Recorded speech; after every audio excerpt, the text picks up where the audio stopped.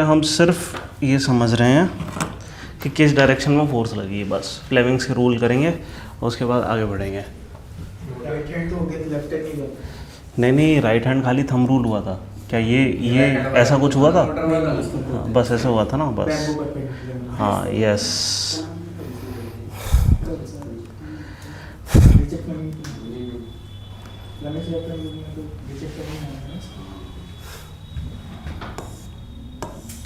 एक तो साइंटिस्ट लोग के नाम भी किसी का रॉबर्ट होगा, थॉमस होगा, कॉमन नेम बहुत है, रॉबर्ट, थॉमस, रिचर्ड। फिर वो जर्मन नाम सुनते हो, फिर वो तुमसे ले जाते हैं। आइंस्टाइन वो जर्मनी तो था। एक और जर्मन नहीं है फेमस हिस्ट्री में। Out of the box Russian आते हैं फिर। हम फिलहाल कर रहे हैं इलेक्ट्रिक मोटर। हमने कल क्या करा था? हमने एक चीज़ देखी थी। अरे कल हमने वो नहीं करा, इलेक्ट्रोमैग्नेटिक इंडक्शन। ओके, नहीं रुको, फिर इसको साइड में करते हैं। पहले हम करेंगे इलेक्ट्रोमैग्नेटिक इंडक्शन। हमने क्या कर लिया है कल की, हमने ये देखा था कि इलेक्ट्रिसिटी मैग्नेटिज्म जनरेट कर रही है। ठीक है, इलेक्ट्रिसिटी मैग्नेटिज्म जनरेट कर रही है। क्या मैग्नेटिज्म इलेक्ट्रिसिटी जनरेट करेगी? है ना, हमें ये देखना है। ठीक है, और इसको भी कोई एक्टिविटीज प्रूव करेंगे। हाँ, एक सोलोनॉइड ले लो। वो जो स्प्रिंग टाइप कर लो। ये स्प्रिंग टाइप का जो होता है, ठीक है, और उसको एक मतलब मान लो प्लास्टिक की पाइप के ऊपर हमने लपेट दिया। ठीक है, अब एक काम करते हैं, यहाँ पे एक मैग्नेट लेते हैं, ठीक है, और उसको पास करते हैं।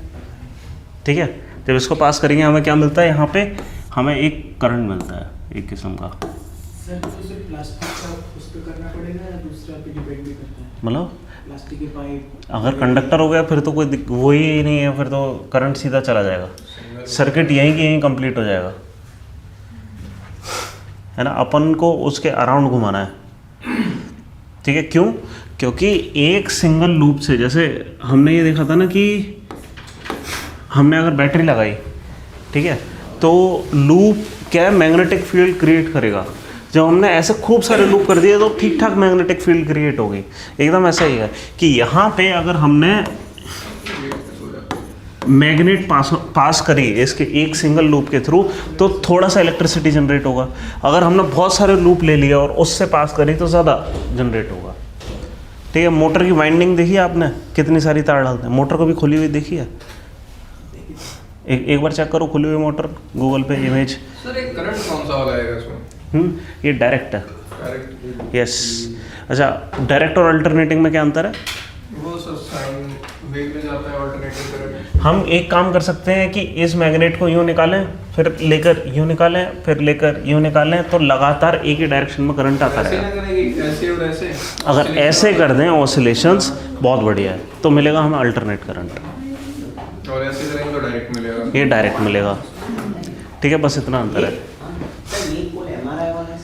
हाँ, ये है क्या MRI की मशीन में? हाँ, उसमें भी मैग्नेटिज्म होता है ना, उसमें भी कॉइल चाहिए। हम नहीं, कॉपर की तार नहीं इस्तेमाल होती है, क्योंकि हम गोल्ड की कर नहीं सकते, गोल्ड महंगा है। नहीं, कॉपर है। नायलॉन तो नायलॉन इंसुलेटर है, कॉपर अच्छा कंडक्टर है। हाँ, ये मेटल ही है।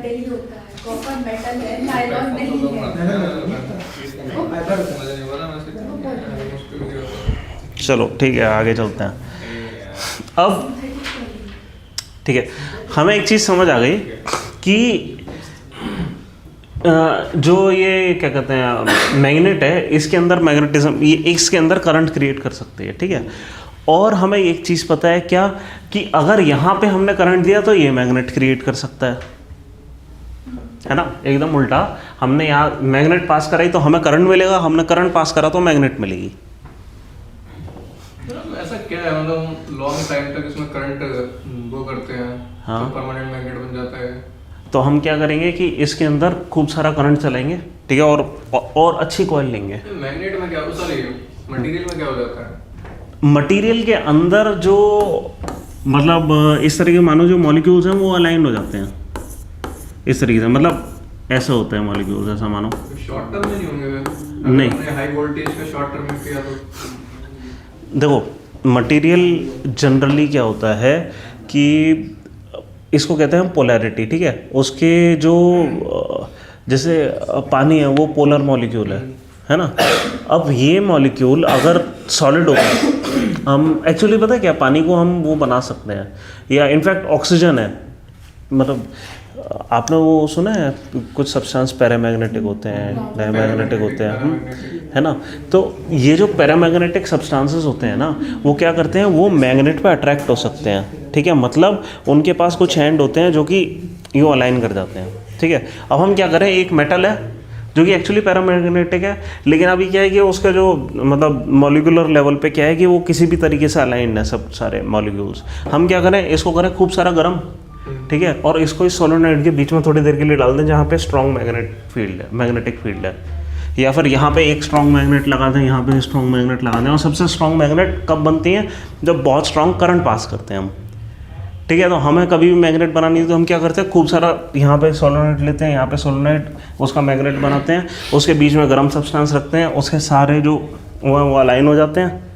एक बार ये हो गया, उसके बाद उसको कर दो ठंडा, बन गया आपकी स्ट्रॉन्ग मैग्नेट, ठीक है। एनीवे, हमारा मेन डिस्कशन यहाँ पर नहीं है, मतलब कुल मिलाकर मैग्नेट बनाने का तरीका ही है। हम क्या करना चाह रहे हैं, हम ये देख रहे हैं, करंट पास करोगे मैग्नेटिज्म मिलेगा, मैग्नेट पास करोगे करंट मिलेगा, मिल गया। अब अगर हमने यहाँ पे करंट पास कर रखा है और यहाँ पे मैग्नेट लाए, इसको फोर्स भी तो मिलेगी, समझ रहे हैं क्या, कि ये बन गई एक मैग्नेट, मैग्नेट के पास मैग्नेट लाओगे, हमने ये हाँ हाँ हाँ अट्रैक्ट भी हो सकता है, मतलब नॉर्थ साउथ, अगर नॉर्थ साउथ कर दिया तो फिर ये अट्रैक्ट भी होगा, ठीक है, वरना रिपेल भी हो सकता है, कुछ भी हो सकता है, बट पॉइंट इज फोर्स लगेगी, ठीक है। तो इस फैक्ट का हम फ़ायदा उठाते हैं कहाँ पे, जब हम मोटर या जनरेटर बनाते हैं। मोटर का मतलब क्या हुआ, we are converting electrical energy into mechanical, ठीक है, और जनरेटर मतलब mechanical energy into electric energy, ठीक है। एक ये चीज़ बनाते हैं, फिर इसको डिलीट कर देते हैं, इसको साइड कर देते हैं।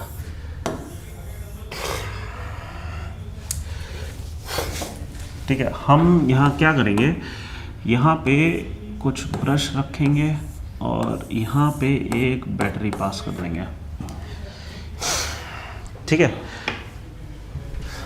और यहाँ पे जा रहा है करंट, करंट कैसे जा रहा है, यहाँ पॉजिटिव डायरेक्शन है, ठीक है, ये पॉजिटिव डायरेक्शन इससे अटैच्ड है, ऐसा मानो, ठीक है, अटैच्ड है, और इस वजह से करंट इस डायरेक्शन में जाएगा और लूप इस तरीके से कंप्लीट होगा, ठीक है।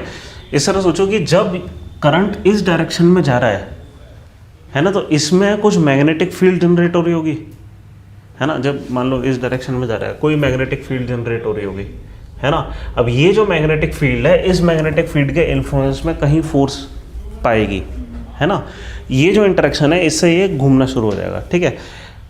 अब यहाँ पे ना थंब रूल बहुत आसानी से नहीं लगता, ठीक है, तो लेकिन यहाँ पे हमें थ्रस्ट मिलता है। तो फ्लेमिंग एक बंदा था, उसने ना ये जानने के लिए कि थ्रस्ट किस डायरेक्शन में लगेगा, उसने एक रूल दिया, ठीक है। इसको हम क्या कहते हैं, जब मोटर्स पे हम लगाते हैं, फ्लेमिंग्स लेफ्ट हैंड रूल, ठीक है।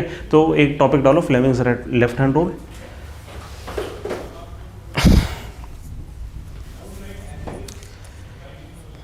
ठीक है, और हम रूल को डिटेल में नहीं लिखेंगे, सिर्फ इतने लिखेंगे क्योंकि ये कोई लॉ वॉ नहीं है, ये सिर्फ एक तरीका है ये निकालने का, ठीक है। अर्ली जो इलेक्ट्रोमैग्नेटिज्म में जो काम करने वाले लोग थे, इलेक्ट्रिसिटी पे काम करने वाले लोग थे, उन्होंने ऐसी मतलब ये जनरल रूल निकाल दिया, इसका फिजिक्स से कोई लेना देना नहीं है ऑनेस्टली। क्यों लेना देना नहीं है, क्योंकि लेफ्ट हैंड रूल से आपको क्या समझ आ रहा है, ऐसा क्यों हो रहा है, कुछ नहीं समझ आ रहा है ना। ये सिर्फ एक ट्रिक है, ठीक है। क्या ट्रिक है कि अगर हम अपना लेफ्ट हैंड लें और 3 फिंगर लें, थंब, इंडेक्स फिंगर एंड ये इसको क्या बोलते हैं, मिडिल फिंगर, ठीक है। तो ये मतलब यहाँ पे हम अगर एक थंब को थ्रस्ट बोलें, ठीक है, फर्स्ट फिंगर को फील्ड बोलें और मिडिल फिंगर को करंट बोलें, ठीक है, तो हमें यहाँ पे हम पता लगा सकते हैं थ्रस्ट किस डायरेक्शन में होगी, ठीक है। थ्रस्ट हमें पता नहीं है, लेकिन हमें क्या पता है, करंट पता है, करंट उस डायरेक्शन में, ठीक है, और नॉर्थ टू साउथ यहाँ से फील्ड जाएगी, तो ऑब्वियसली जो थ्रस्ट लगेगी वो नीचे की डायरेक्शन में लगेगी। ये सारा काम हम कहाँ कर रहे हैं, लेफ्ट हैंड पे, राइट पे नहीं करना है, ठीक है। क्योंकि पता नहीं उसने बोला कि भाई ये मतलब किसी वजह से लेफ्ट हैंड का जो ये है ना ये कर पाएगा क्या है, नहीं हमारे जो हाथ होते हैं ना वो होते हैं कायरल, कायरलिटी समझते हैं, मिरर इमेज, ठीक है। तो क्या है कि अगर आपने राइट हैंड लगाना शुरू कर दिया तो एग्जैक्टली रिवर्स डायरेक्शन मिलेगी थ्रस्ट की, ठीक है। अब क्या है कि लेकिन नेचर तो ऐसे काम नहीं करता ना हमारे हाथ के हिसाब से, नेचर ने कुछ हमें दिया है, उसको समझने के लिए हमने क्या करा कि कुछ फिट करने की कोशिश करी और हमारा लेफ्ट हैंड फिट हो गया, ठीक है।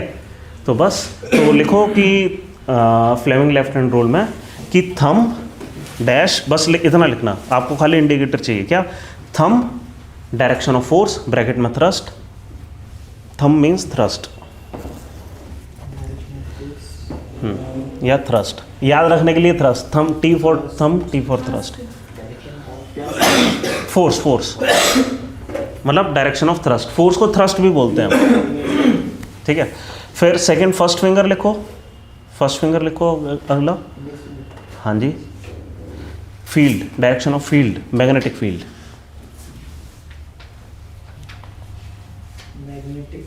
हाँ जी। और मिडिल फिंगर लिखो, सेकंड फिंगर, हाँ, direction of current, positive to negative. अच्छा, जब भी हम सर्किट कंप्लीट करते हैं एक चीज़ बस मैं और बताना चाहूँगा यहाँ पे कि जब हम यहाँ पॉजिटिव और यहाँ पे नेगेटिव लेते हैं और हम कहते हैं कि भी करंट किया जाता है पॉजिटिव टू नेगेटिव, इसका मतलब क्या हुआ,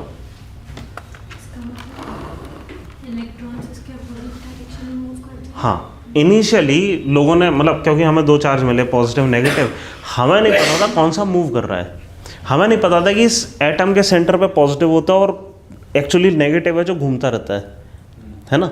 तो हमें लगा मतलब एक्चुअली अगर चाहे इलेक्ट्रॉन इस डायरेक्शन में जाए या पॉजिटिव इस डायरेक्शन में जाए, इक्वेशन में कोई चेंज नहीं आता, ठीक है, हमें सारे इफेक्ट वैसे ही मिलते हैं, ठीक है। तो हमें क्या पता लगा, हमें मतलब हमने बाय कन्वेंशन ये मान लिया हो सकता है पॉजिटिव टू नेगेटिव जाता हो और वही कन्वेंशन बन गया। बाद में डिस्कवर हुआ कि नहीं, एक्चुअली नेगेटिव जा रहा है ना, हाँ, नेगेटिव टू पॉजिटिव नहीं जा रहा, एक्चुअली नेगेटिव चार्ज जा रहा है। हमें क्या लगा कि कोई पॉजिटिव चार्ज है जो यूं जा रहा है, और नेगेटिव चार्ज अगर यूं जाएगा तो भी एग्जैक्टली सेम है, अपोजिट चार्ज अपोजिट डायरेक्शन, इस तरीके से सोचो, कोई फर्क नहीं पड़ेगा, ठीक है। वैसे इस चीज़ को हम कहते हैं पॉजिट्रॉन।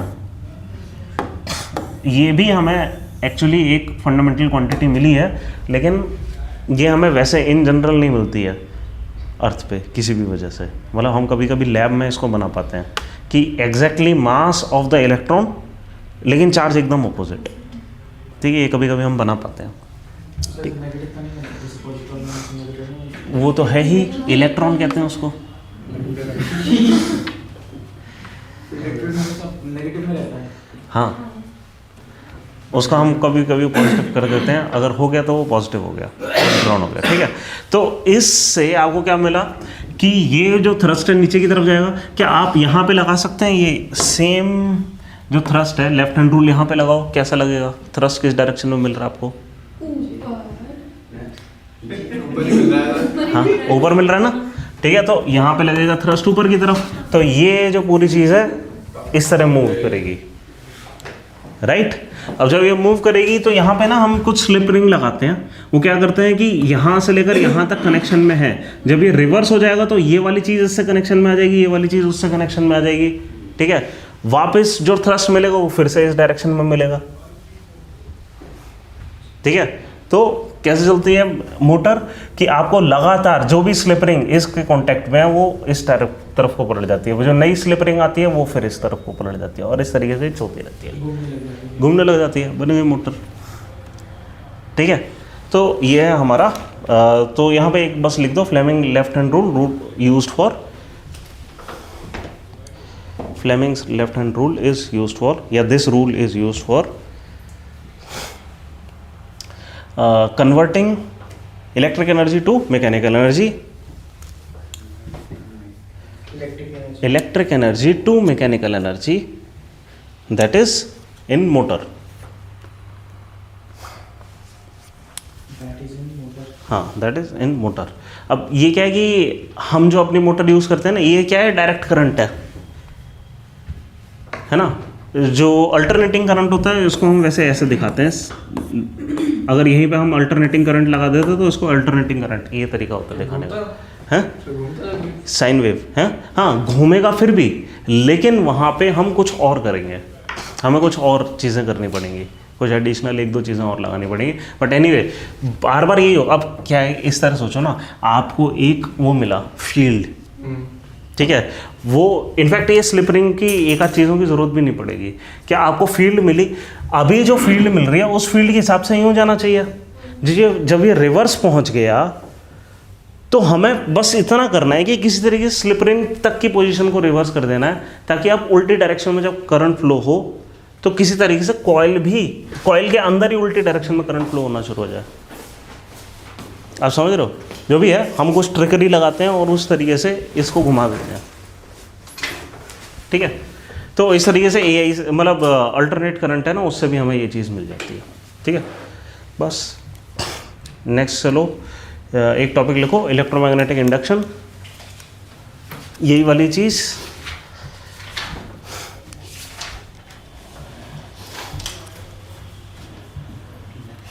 हाँ, और यहाँ पर आता है फ्लेमिंग्स राइट हैंड रूल।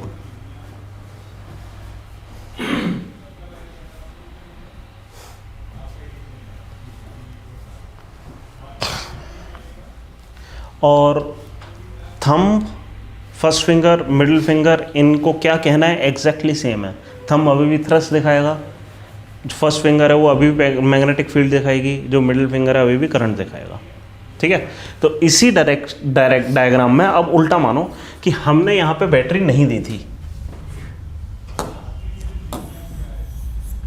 ठीक है, हमने बैटरी नहीं दी। हमने क्या दिया, हमने दिया कि किसी वजह से हमने एक एक्सेल लगा रखा था और इसको एक डायरेक्शन हमने खुद घुमाया इसको इस डायरेक्शन में, ठीक है।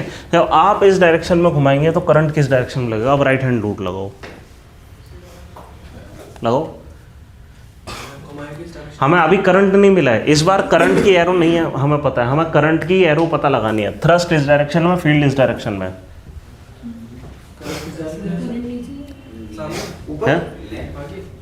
देखो लगाओ, पता नहीं, अरे आगे पीछे, ये हो गया थ्रस्ट, हमने ऊपर लगा रखी है, ठीक है,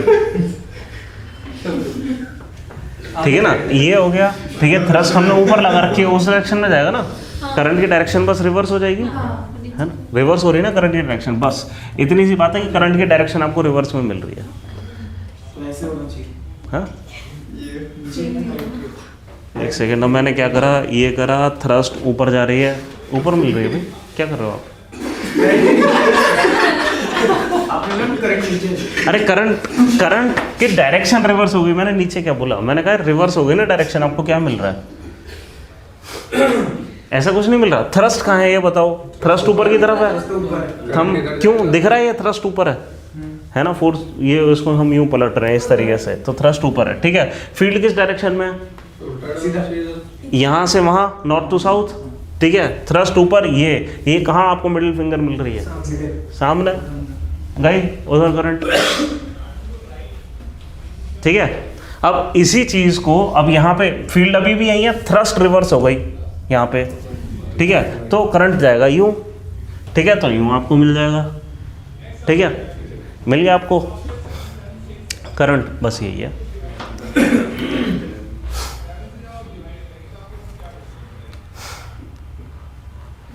ये है हमारा इलेक्ट्रिक जनरेटर, ठीक है। एनीवे अब चलते हैं,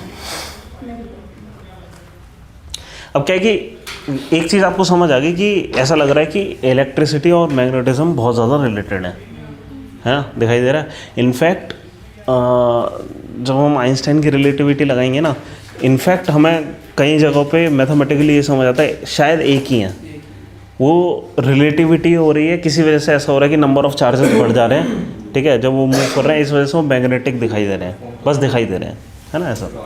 एनीवे है ना। मैक्सवेल लिमिट इसका क्या होगा? अब देखो, अब ये सारी चीज़ें हैं, ये जितने भी फिनोमिना हैं मैक्सवेल ने अपने 4 इक्वेशन में डिस्क्राइब करे थे, ठीक है। हम वहाँ इक्वेशन नहीं लिखेंगे यहाँ पे, ठीक है। वो इक्वेशन बस मतलब कुछ इस टाइप की थी कि उसने कहा कि इक्वेशन, पहली इक्वेशन ये कहती है जैसे कि जो इलेक्ट्रिक फील्ड है वो हमेशा पॉइंटी होती है, पॉइंटी मतलब हर डायरेक्शन में जा रही होती है, एंड नहीं होती है, उसका कोई एंड नहीं होता। मैग्नेटिक फील्ड हमेशा लूपी होती है, ठीक है, मतलब ठीक है, बस इतना ही समझो कि लूपी होती है ना। उसने क्या करा कि मतलब ये कैसे पता लगा है कि लूपी होती है, क्या कि जैसे एक पॉजिटिव ये है, ठीक है, और ये हर जगह मैग्नेटिक फील्ड आउटवर्ड देगा, आउटवर्ड फोर्स देगा, है ना। उसने ये कैसे पता लगाया, उसने ये कहा कि कहीं पे भी एक आप लूप लगा दो और उसमें से नेट फोर्स आउटवर्ड निकल रही होगी, ठीक है। ऐसे ही कोई मैग्नेट ले लो कहीं पे भी, ठीक है, और जो भी उसकी फील्ड लाइंस हैं उसमें ये कर दो, ठीक है, जितनी अंदर आ रही है उतनी बाहर जा रही होगी, नेट लूपी, वो कह रहा है कि सब कुछ लूपी है, ठीक है, जितनी भी मैग्नेटिक फील्ड है वो लूपी हैं, ठीक है। फिर अगला ये है कि अगला हमें ये बताता है कि इलेक्ट्रिक फील्ड से मैग्नेटिक फील्ड जनरेट हो सकती है, एक इक्वेशन ये बताती है। एक इक्वेशन ये बताती है कि मैग्नेटिक फील्ड से इलेक्ट्रिक फील्ड जनरेट हो सकती है। और इन सारे फॉर्मूलेस को जब हम कंबाइन करेंगे एक और चीज़ निकल कर आती है कि इन सारे फॉर्मूले में, जैसे कल हमने बताया था कि इलेक्ट्रिक फील्ड की वजह से फोर्स जनरेट हो रही है, यहाँ पे कोई फॉर्मूला लिखा था, ये है ना, एकदम ग्रेविटी की तरह सामान चलता है, और यहाँ पे एक कांस्टेंट था, और ये कांस्टेंट, इसको कहते हैं हम इलेक्ट्रिक परमिटिविटी, ठीक है। ऐसे ही मैग्नेटिक फील्ड कितनी, परमिटिविटी क्या है कि वैक्यूम कितना परमिट कर रहा है इस फील्ड को जाने के लिए, ठीक है। ऐसे ही वैक्यूम या कोई भी मटेरियल, ठीक है, यहाँ एप्सिलॉन नॉट मतलब हमने वो लिखा है कि ये वैक्यूम की परमिटिविटी है, ठीक है। ऐसे ही जब मैग्नेटिक फील्ड का फॉर्मूला लिखते हैं वो भी मतलब 1/r² के फॉर्म में ही आता है, हाँ, उसमें न्यू आता है, वो होती है मैग्नेटिक परमिएबिलिटी की, मैग्नेटिक फील्ड कितनी परमिएट कर रही है। ये जितनी भी फॉर्मूले थे, फेरेडे ने क्या करा कि इनको जब कंबाइन करा, उसने एक चीज़ पाई कि ये कितनी, अगर कोई ऐसी फील्ड है जो मैग्नेटिक फील्ड है वो इलेक्ट्रिक फील्ड जनरेट कर रही है, मैंने आपको 4 इक्वेशन बताई ना। पहली इक्वेशन क्या बता रही है कि इलेक्ट्रिक फील्ड इज पॉइंटी, ठीक है। फिर दूसरा मैग्नेटिक फील्ड क्या है, ये लूपी है, ठीक है। तीसरा हमने क्या बताया कि इलेक्ट्रिक फील्ड से मैग्नेटिक फील्ड जनरेट होती है, और चौथा मैग्नेटिक फील्ड से इलेक्ट्रिक फील्ड जनरेट होती है। 4 इक्वेशन थी, ठीक है, इक्वेशन की डिटेल में नहीं जा रहे, इंडिपेंडेंटली नहीं मिलेंगी हैं, इलेक्ट्रिक फील्ड से। नहीं। अब पॉइंट ये है, उसने कंबाइन करने की कोशिश करी, इंडिपेंडेंटली कैसे नहीं मिलेंगी, हाँ। अब उसने कहा कि अगर हम इलेक्ट्रिक फील्ड से मैग्नेटिक जनरेट कर रहे हैं, मैग्नेटिक से इलेक्ट्रिक जनरेट कर रहे हैं, ये तो एक दूसरे को जनरेट ही करते रहेंगे, और इनकी दोनों की कोई परमिएबिलिटी है कि किसी मतलब जो वैक्यूम है कि कुछ टाइप का रेजिस्टेंस तो दे रहा है दोनों को।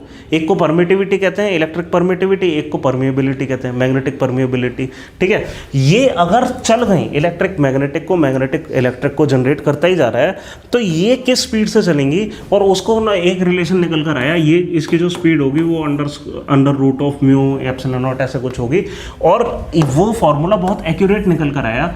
और ये कितना निकल कर आया कि C would be equal to ऐसा कुछ था 29979 समथिंग, ठीक है। ये it was very close to 3 × 10⁸ metre per second, yes, ठीक है। तो उसने ये थियोरेटिकली प्रूव कर दिया कि अगर ऐसी कोई वेव चल रही है वो इस स्पीड से चल रही होगी, और उस पॉइंट, ये कब की बात है, कब इसने प्रूव करा है, ये 1861 के आसपास की बात है,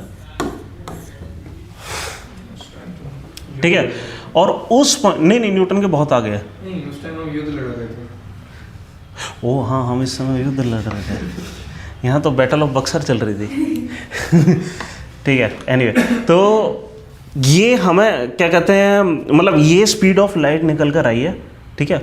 और बैटल ऑफ बक्सर तो बहुत पहले थी, ये 100 साल पहले, ये तो क्या, हम कौन सा युद्ध लड़ रहे थे, 816, मराठा तो कब के खत्म हो गए थे यहाँ पे तो सर ईस्ट इंडिया, वो हाँ, ईस्ट इंडिया कंपनी यहाँ आ चुकी है, 57 का रिवोल्ट खत्म, 57 का रिवोल्ट खत्म हो चुका है, पोस्ट उसका वो होगा ना, हाँ। impact। 61 में तो एक वो नया वो क्या कहते हैं गवर्नमेंट ऑफ इंडिया एक्ट के बाद एक और वो लेकर आए थे ना councils act, American civil war चल रहा था, ठीक है। अब पॉइंट ये है कि इस पॉइंट ऑफ टाइम पे हमें ये नहीं पता था कि ये जो लाइट है वो इलेक्ट्रोमैग्नेटिक वेव है, बट हमें स्पीड ऑफ लाइट लोगों ने खोजने की कोशिश ज़रूर करी थी। स्पीड ऑफ लाइट पता है कैसे खोज सकते हैं? इतनी तेज़ स्पीड है, खोजना बहुत मुश्किल है। सोचो कोई एक्सपेरिमेंट सोचो अगर खोज पाए, डिस्टेंस की वजह से कैसे? कि मतलब सन और अर्थ का डिस्टेंस ले लेना कितने टाइम में लाइट आ पॉइंट ये है कि सन और अर्थ का हमने distance he speed of light की मदद से कैलकुलेट करा है। रिवर्स कैसे करें? वेव से रिलेटेड हमने क्या एक्चुअली क्या है उसकी मदद से हमने कुछ कर पाए थे, बट बहुत एक्यूरेट नहीं आया था। एक बहुत बढ़िया एक्सपेरिमेंट किसी ने करा था, मैं उस बंदे का नाम भूल गया। इसने एक लिया गियर आपको पता है ना क्या होता है? गियर पता है ना क्या होता है? हाँ, साइकिल वाला गियर या कैसा भी गियर जिसके ऊपर टूथ होते हैं, है ना। जैसे घड़ी के अंदर भी तो गियर लगे होते हैं छोटे छोटे, उसने बस बड़ा गियर लिया, ठीक है, और बहुत ही शाइनी गियर लिया कि उसके जो टूथ होते हैं ना, टूथ के बीच में ये जो चीज़ थी बहुत शाइनी हो, ये शाइनी चीज़ फिर एक टूथ, ये शाइनी चीज़ फिर एक टूथ, समझ रहे हैं? ऐसा बढ़िया सा गियर लिया, इसको बहुत तेज स्पीड पे घुमाया, ठीक है, और इसको एक पहाड़ी पे रख दिया, ठीक है, और एक और पहाड़ी से उसने क्या करा कि एक लाइट पॉइंट करी लेज़र टाइप, ठीक है, ये कुछ होगा मतलब 8-10 किलोमीटर दूर टाइप कुछ 2 पहाड़ियाँ थी, ठीक है, और इसको घुमाया, ठीक है, और होना क्या चाहिए कि यहाँ पे इसका रिफ्लेक्शन इसको मिलना चाहिए, ठीक है, और रिफ्लेक्शन किसी चीज़ के मल्टीपल पे आपको मिलेगा, है ना। आप कितनी स्पीड पे घुमा रहे हैं उस हिसाब से कि रिफ्लेक्शन यहाँ से यहाँ वापस मिलेगा, ठीक है। अब ये क्या है कि लाइट ऑलमोस्ट, ये हर कोई मानता है बहुत तेज़ है, ऑलमोस्ट इंस्टेंटेनियस, ठीक है। अगर जो रिफ्लेक्शन मिलेगा वो यहाँ से यहाँ मिलेगा, या फिर कभी ये मिल सकता है कि यहाँ पे बाउंस ऑफ हुई, जब तक ये लाइट आई बाउंस ऑफ हुई तब तक, या ये घुमा और यहाँ से बाउंस ऑफ हुई जब ये इधर आया, है ना। हम बहुत ज़्यादा तेज़ घुमाएंगे, हम ये देखने की कोशिश कर रहे हैं हम कितना तेज़ घुमाएं कि हमें रिफ्लेक्शन कितने टाइम में मिल रहा है, ठीक है। तो उसने इसकी स्पीड से, इसकी रोटेशनल स्पीड की मदद से स्पेकुलेट करा कि कितनी तेज़ हो सकती है लाइट, कि हमें रिफ्लेक्शन कितनी बार मिल रही है उसकी फ्रीक्वेंसी की मदद से, इसके रोटेशन की फ्रीक्वेंसी की मदद से, हाँ, ठीक है। तो इस तरीके से उसने करने की कोशिश करी और उसको कुछ मतलब जो स्पीड ऑफ लाइट मिली थी वो मतलब 5-10% ऑफ है जो हमारी फ़िलहाल के जो वो है अंडरस्टैंडिंग है उससे, बट हाँ, बट एटलीस्ट एक चीज़ समझ आई कि यहाँ से जो निकल कर आ रहा है वो थियोरेटिकली स्पीड ऑफ लाइट निकल कर आ रही है, ठीक है। तो ये स्पेकुलेशन हुआ कि हो सकता है कि ये एक इलेक्ट्रोमैग्नेटिक वेव है, और जब ये चीज़ क्लियर हो गई हमने और वेव्स बनानी शुरू करी, फिर हमें पता लगा भाई रेडियो से लेकर यहाँ तक खूब सारी इलेक्ट्रोमैग्नेटिक वेव हैं और ये सब की सब स्पीड ऑफ लाइट से चलेंगी। और फिर धीरे धीरे हमें ये पता लगा भाई अल्फ़ा वेव, गामा रेज, वो गामा रेज तो ये हैं, लेकिन अल्फ़ा वेव कुछ और हैं, बीटा रेज कुछ और हैं, है ना। हमें वरना क्या लगता था ये सब एक जैसी हैं, ठीक है। एनीवे हमें मिल गई स्पीड ऑफ लाइट, ठीक है। अब हम स्टार्ट करते हैं हमारा नेक्स्ट टॉपिक, और ये है रिलेटिविटी।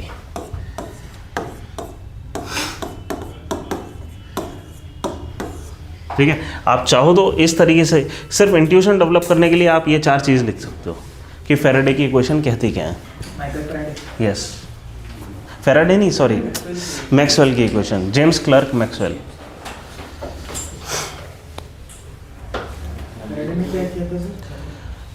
वो बंदा स्पेस नहीं, स्पेस नहीं, उसने भी मैग्नेटिज्म से रिलेटेड कुछ करा था, इलेक्ट्रोमैग्नेटिक इंडक्शन के लॉज बनाए थे कि ये इंडक्शन कैसे होगा वो चीज़। मेरे दिमाग में अच्छा, एक और चीज़, फैराडे की एक अच्छी बात पता है क्या है, वो पढ़ा लिखा बिल्कुल नहीं था, मतलब कि उसने कुछ ऐसे वो मतलब एक्सपेरिमेंट करने शुरू करे, उसे अच्छा लगा, फिर एक किसी फिजिसिस्ट की क्लास में जाकर बैठ गया, नोट्स बनाए और वो नोट्स उसी को दिए। उसने कहा ठीक है तुम ऐसा करो, मेरे पास लैब असिस्टेंट आ जाओ, उसको पढ़ाई इतनी आती नहीं थी।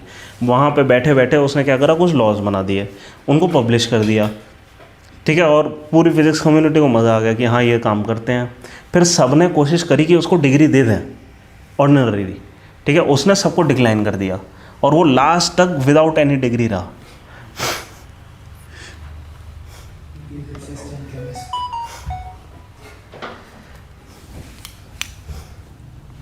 ठीक है, चलो ये हो गया। अब सवाल ये उठता है कि ये तो चलो स्पीड ऑफ लाइट है, और ज़्यादातर जो लाइट जो भी स्पीड होती है, न्यूटन की फिजिक्स हमें ये कहती है कि all speed is relative to something. For example, आपको पता है हमारा अर्थ कितनी स्पीड में घूम रहा है? स्पीड से 40,000 किलोमीटर पर एक्चुअली 480 मीटर पर सेकेंड। ठीक है, काफ़ी तेज़ है। इनफैक्ट सन की स्पीड से जा रहा है रिलेटिव टू अदर स्टार्स,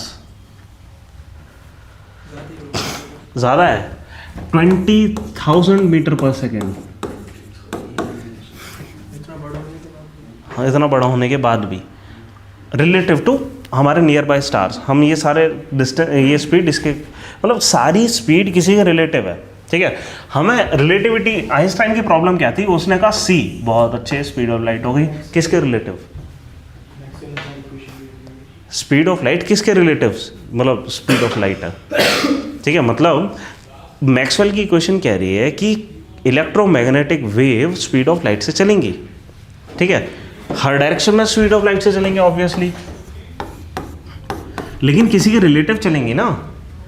हम ये कह रहे हैं कि हम सन पे बैठ के, सन को सोचो, सन इस डायरेक्शन में भी लाइट छोड़ रहा है, हर डायरेक्शन में लाइट छोड़ रहा है, इस डायरेक्शन में भी छोड़ रहा है, इसमें भी छोड़ रहा है।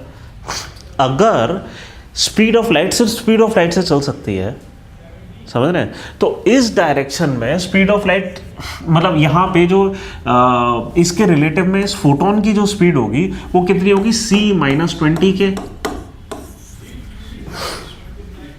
ठीक है, और इस फोटोन के रिस्पेक्ट में जब सन अपनी स्पीड लाने की, मतलब जाने की, या इस डायरेक्शन में है ना, इसके अपोजिट, वहाँ पे C-20 के और यहाँ पे C+20 के होगा। मतलब इस तरह सोचो, उसने एक फोटोन पे गाड़ी पे बिठाया, ठीक है, खूब सारे फोटोन छोड़ रहा है, एक फोटोन लिया, उसको गाड़ी पे बिठाया और उस डायरेक्शन में छोड़ दिया।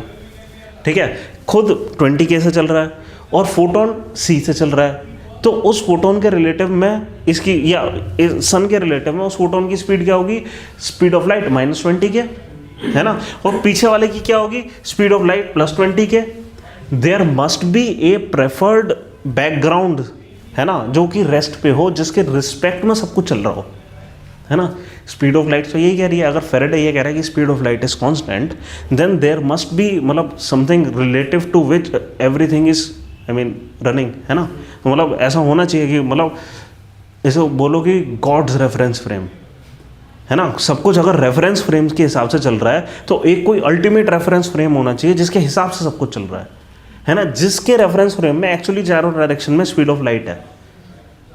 ठीक है, अब इसको चेक करने की कोशिश करी गई, अगर ऐसा है तो क्या होगा कि हम किसी भी डायरेक्शन में स्पीड ऑफ लाइट को मार रहे हैं और वापस कर रहे हैं, हमें स्पीड ऑफ लाइट में डिफरेंस मिलेगा कि इस डायरेक्शन में तेज़ जा रही है हमारे रिस्पेक्ट में, इस डायरेक्शन में धीरे आ रही है। ठीक है, जब भी ऐसा होता है लाइट में फेज डिफरेंस आता है। हमने देखा था लाइट अगर तेज़ चलेगी, वॉबलिंग देखी थी ना ग्रेविटेशनल वेव की, एक डायरेक्शन में तेज़ चलेगी, एक डायरेक्शन में धीरे चलेगी, वॉबलिंग होगी। ठीक है, तो हमें इंटरफेरेंस पैटर्न मिलेगा, ये इंटरफेरेंस पैटर्न करने की कोशिश करी गई। ठीक है, इसको कहते हैं माइकलसन मोरले एक्सपेरिमेंट्स। माइकलसन, जो पूरी फिजिक्स कम्युनिटी थी ना, एक गलत डायरेक्शन में जा रही थी 1880s में। ठीक है, पूरी फिजिक्स, पता है क्या, हम अपनी किताबों में सिर्फ वो चीज़ पढ़ते हैं जो कि सक्सेसफुल है, वो चीज़ नहीं पढ़ते जो सक्सेसफुल नहीं हुई। ठीक है, ये जो जितनी भी फिजिक्स आई है, कितने फेल्ड अटैम्प्ट चाहिए, ये आज तक का सबसे महंगा फेल्ड अटैम्प्ट है दुनिया का। क्या कि अब इन्होंने मैक्सवेल की इक्वेशन से स्पीड ऑफ लाइट मिल गई, इन्होंने उठा के बढ़िया से मर्क्यूरी के प्लेटफॉर्म पे इंटरफेरेंस का एक वो बनाया जाल। ठीक है, और उसको अलग अलग डायरेक्शन में करने की कोशिश कर रहे हैं कि भाई स्पीड ऑफ लाइट की कोई प्रेफर्ड डायरेक्शन, कहीं तो इंटरफेरेंस पैटर्न मिलेगा। हमने करने बहुत बड़े बड़े हमने कंट्रैप्शंस बनाए, बहुत बड़े बड़े इंटरफेरेंस के लिए चीज़ें बनाई, कहीं कोई प्रेफर्ड डायरेक्शन ही नहीं मिली। साइंटिस्ट कंफ्यूज घूम रहे हैं कि भाई ये हो क्या रहा है, ऐसा हो क्यों रहा है कि किसी डायरेक्शन में, मतलब ऐसा ऐसा कैसे पॉसिबल है कि हमें स्पीड ऑफ लाइट मिल रही है लेकिन किसी डायरेक्शन में ऐसा मिल ही नहीं रहा कि स्पीड ऑफ लाइट की जो स्पीड है वो चेंज हो रही हो? ये बहुत एब्सर्ड है और यही सवाल इसके दिमाग में है, किसके? आइंस्टाइन के। ठीक है, तो लिखो स्पेशल थ्योरी ऑफ रिलेटिविटी।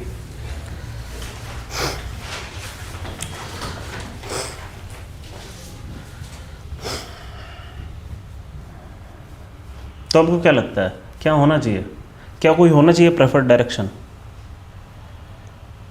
क्योंकि अगर प्रेफर्ड डायरेक्शन है इसका मतलब ये भी है क्या कि जो ये लॉज हैं इनका भी एक प्रेफर्ड डायरेक्शन है फिर, है ना? ये हर डायरेक्शन में एक जैसा काम नहीं करेंगे। हम कहने की मतलब कोशिश क्या कर रहे हैं, अगर एक स्टिल फ्रेम ऑफ रेफरेंसेस हर चीज़ का, ठीक है, कोई एक फ्रेम ऑफ रेफरेंस है जिसके रिस्पेक्ट में स्पीड ऑफ लाइट है ना, तो वहाँ पे मैक्सवेल के लॉ परफेक्टली काम करेंगे और बाकी हर फ्रेम में थोड़ा सा इम्परफेक्टली काम करेंगे। ठीक है, आइंस्टाइन के पास जब ये आया ना ये चीज़, उसमें मतलब ये जो जितनी भी स्टोरी थी, ठीक है, उस ज़माने की फिजिक्स थी ये, ठीक है, लोग पढ़ रहे थे अपने स्कूल्स में माइकलसन एक प्रेफर्ड डायरेक्शन होती है, मैक्सवेल की इक्वेशन हमें ये बताती हैं, ये सब, ठीक है, वो पढ़ा उसने, ठीक है, और बचपन में एक चीज़ कर मतलब उसने हमेशा सोचा कि कोई एक प्रेफर्ड डायरेक्शन होनी ही नहीं चाहिए। मतलब उसका कहना क्या है, उसने 2 प्रिंसिपल दिए। ठीक है, सबसे पहले लिखो 2 प्रिंसिपल्स।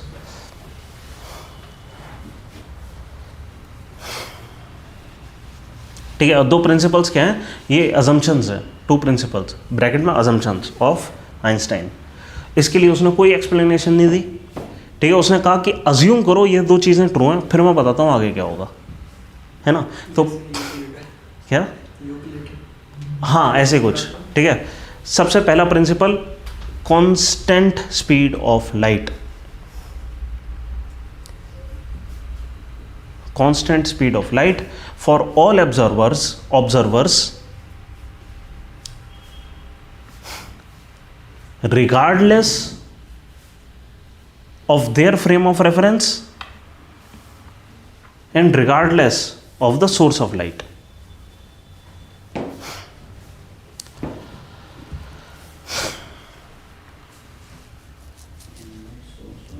लाइट, ठीक है, एक्चुअली सेकेंड प्रिंसिपल है, इसको मैं पहले लिखवा रहा हूँ। ठीक है, क्यों? क्योंकि ये ज़्यादा एब्सर्ड लग रहा है। वो क्या कह रहा है कि सन से पूछेंगे कि सन तुम मेरे को ये बताओ उस फोटोन को किस स्पीड से जाते हुए देख रहे हो, वो बोलेगा सी। हम सन से पूछेंगे तुम ये बताओ ये वाले फोटोन को किस स्पीड से जाते हुए देख रहे हो, वो बोलेगा सी। अजीब बात है, तुम तो 20,000 किलोमीटर पर आवर की स्पीड से उस डायरेक्शन में जा रहे हो, मीटर पर सेकंड की स्पीड से उस डायरेक्शन में जा रहे हो। आप कह रहे हो कि आपके रिलेटिव में वहाँ जो चीज़ चल रही है वो भी उसी स्पीड से चल रही है, यहाँ जो चल रही है वो भी उसी स्पीड से चल रही है। कितनी अब्सर्ड चीज़ है। ठीक है, उसने अजम्पशन करा आइंस्टाइन ने सबसे पहला। ठीक है, दूसरा अजम्पशन लिखो कि ऑल लॉज ऑफ फिजिक्स। अब ये क्यों आ रहा है ये वाला अजम्पशन, सेकंड अजम्पशन, इसलिए क्योंकि हमने ये देखा कि ये मैक्सवेल की इक्वेशन है, ये अलग डायरेक्शन में अलग फ्रेम ऑफ रेफरेंस में ऐसा लग रहा है कि मॉडिफाई हो जा रही हैं। ठीक है, उतनी एक्यूरेटली नहीं लग पा रही। तो उस कॉन्टेक्स्ट पे इसने बोला है कि all laws of physics are same, all laws of physics are same for all observers regardless of their motion,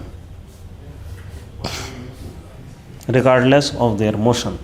मतलब आइंस्टाइन पहला अजम्पशन ये कर रहा है कि फेरेडे ने जब ये बताया, फेरेडे ने ये जब 4 लॉ, फेरेडे बोल रहा हूँ, मैक्सवेल ने जब ये 4 लॉज लिखे, उसने ये नहीं बताया कि वो किस डायरेक्शन में बात कर रहा है।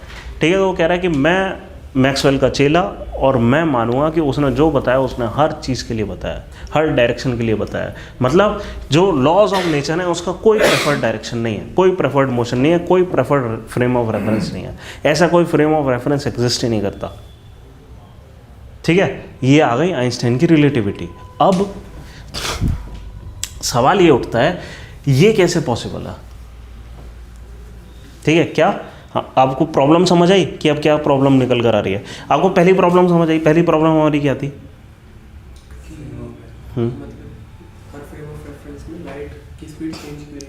क्यों नहीं हो रही, है ना? लाइट ऑफ स्पीड, मतलब हमें लाइट ऑफ स्पीड तो मिल गई, लेकिन ये किस रेफरेंस के रिस्पेक्ट में है वो हमें नहीं मिल पा रहा।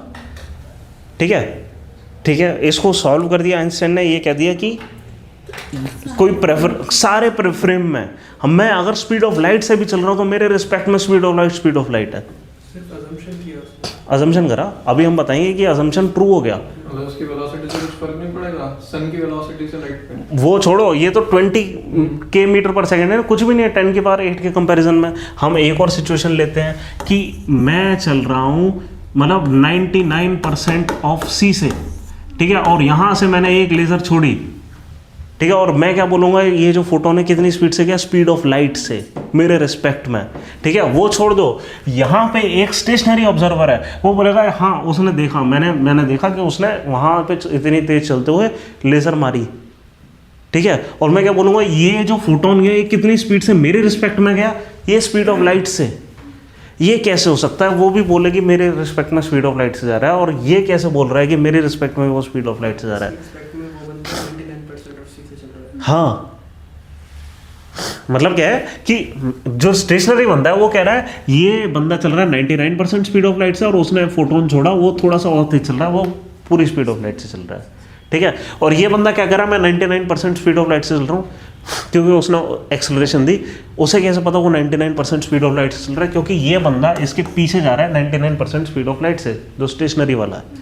ठीक है, अब भाई जब हम 99% स्पीड ऑफ लाइट से चलेंगे हमें नहीं पता होगा, हम स्पेस में हैं, हम अपनी स्पीड रिलेटिव नापते हैं, हमारे लिए तो वो बंदा 99% स्पीड ऑफ लाइट से चल रहा है, और हमें लग रहा है कि हम स्टेशनरी हैं। ठीक है, और हमने लेज़र छोड़ी और वो फोटोन की स्पीड से गई, स्पीड ऑफ लाइट से। आप समझ रहे हो, यहाँ तो कुछ गड़बड़ चल रही है, ये एक्स्ट्रा स्पेस कहाँ से आ रही है, ये कैसे आएगी, हैं? मतलब दोनों के रिस्पेक्ट में अपनी स्पीड मेंटेन करने की कोशिश कर रही है। मतलब कर नहीं रही है किसी से चलूंगी, हाँ, तुम किसी स्पीड से चलो, कोई मतलब नहीं, speed of light is speed of light. ये कैसे हो रहा है, और ये बंदे ने अजम्पशन ले लिया और फिर बाद में प्रूफ दे दिया। ठीक है, और फिर हमने एक्सपेरिमेंट करे, और जितनी बार हमने करे सब ट्रू आए। उसके अकॉर्डिंग तो 1% ऑफ स्पीड ऑफ लाइट से चलनी चाहिए। पता है आइंस्टाइन का ना आज तक सिर्फ एक, अभी ये स्पेशल थ्योरी ऑफ रिलेटिविटी है, इसके बाद आती है जनरल थ्योरी ऑफ रिलेटिविटी, जिसका एक वो आता है E=mc², वो निकल कर आता है ना, बहुत रिगरस कैलकुलेशन के बाद आया है। ठीक है, एनीवे हम जनरल थ्योरी पे नहीं जा रहे, मतलब अभी जाएंगे थोड़ी देर में। वो बंदा कर क्या रहा है कि उसने ये जितनी भी थ्योरीज निकाली, और उससे इन सारी कैलकुलेशन के एंड में उसको क्या निकल कर आता है कि सन क्योंकि इस स्पीड से चल रहा है और इतना मास है, ज़रूर वो इतनी फोर्स से अट्रैक्ट कर रहा हो, और ग्रेविटी के लॉ निकल कर आ जाते हैं उसके इक्वेशन से। ठीक है, ये करके ग्रेविटी के लॉ वो निकाल देता है। ठीक है, न्यूटन ने खाली ये बताया ना कि एक बॉडी m1 मास, एक बॉडी m2 मास, ये दोनों r डिस्टेंस पे इस फोर्स से अट्रैक्ट करेंगी, ये नहीं बताया क्यों करेंगी, उसने बता दिया क्यों करेंगी, निकल कर आ गया सिर्फ दो अजम्पशन लेने से, कि सिर्फ ये दो अजम्पशन लेने से कि जो फोर्सेस हैं, वो जो लॉज ऑफ फिजिक्स हैं, वो हर डायरेक्शन में कांस्टेंट रहेंगे, speed of light her direction में कांस्टेंट रहेगी। सिर्फ ये दो अजम्पशन लेने से वो सारी चीज़ें निकाल लेता है। उसने सिर्फ एक गड़बड़ करी कि उसने ये देखा कि जो स्पेस इटसेल्फ है इट मस्ट बी एक्सपेंडिंग, उसको इक्वेशन में कुछ निकल कर आया। ठीक है, उसने बस एक अपनी ज़िंदगी में गड़बड़ कर दी, उसने कहा ये जो कांस्टेंट है ना ये गलत लग रहा है मेरे को, ये तो नहीं होना चाहिए, दिस इज़ absurd। उसने सिर्फ हटाया, ये उसकी सिर्फ एक गड़बड़ है, अदरवाइज उसकी और क्यों, क्योंकि हमें मिल गया कि एक्सपेंड है, एक्सपेंडिंग है, वो प्रूव हो गया, उसकी गलती भी सही थी। ठीक है, मतलब ये एकदम पक्का ट्रू है कि इसके रिस्पेक्ट में वो स्पीड ऑफ लाइट से चल रहा होगा, इसके रिस्पेक्ट में भी वो स्पीड ऑफ लाइट से चल रहा होगा। तो फिर क्या हो रहा है, ऐसा क्या हो रहा है फिर? उसने प्रूव करा कि अज्यूम करो, यहीं से स्टार्ट कर, अज्यूम करो वो स्पीड ऑफ लाइट से अगर चल रहा है, ठीक है, तो इसके लिए, इस बंदे के लिए वो कितना स्क्वीज हो गया होगा, आप समझ रहे हो? उस बंदे के जितने, मतलब इसके रिस्पेक्ट में उस बंदे के जितने डायरेक्शन है in the speed, in the direction of motion, वो सब स्क्वीज हो गए। समझ आ रहा है? हाँ, ऑब्वियसली। देखो अब क्या है, स्पेस स्क्वीज हो गया।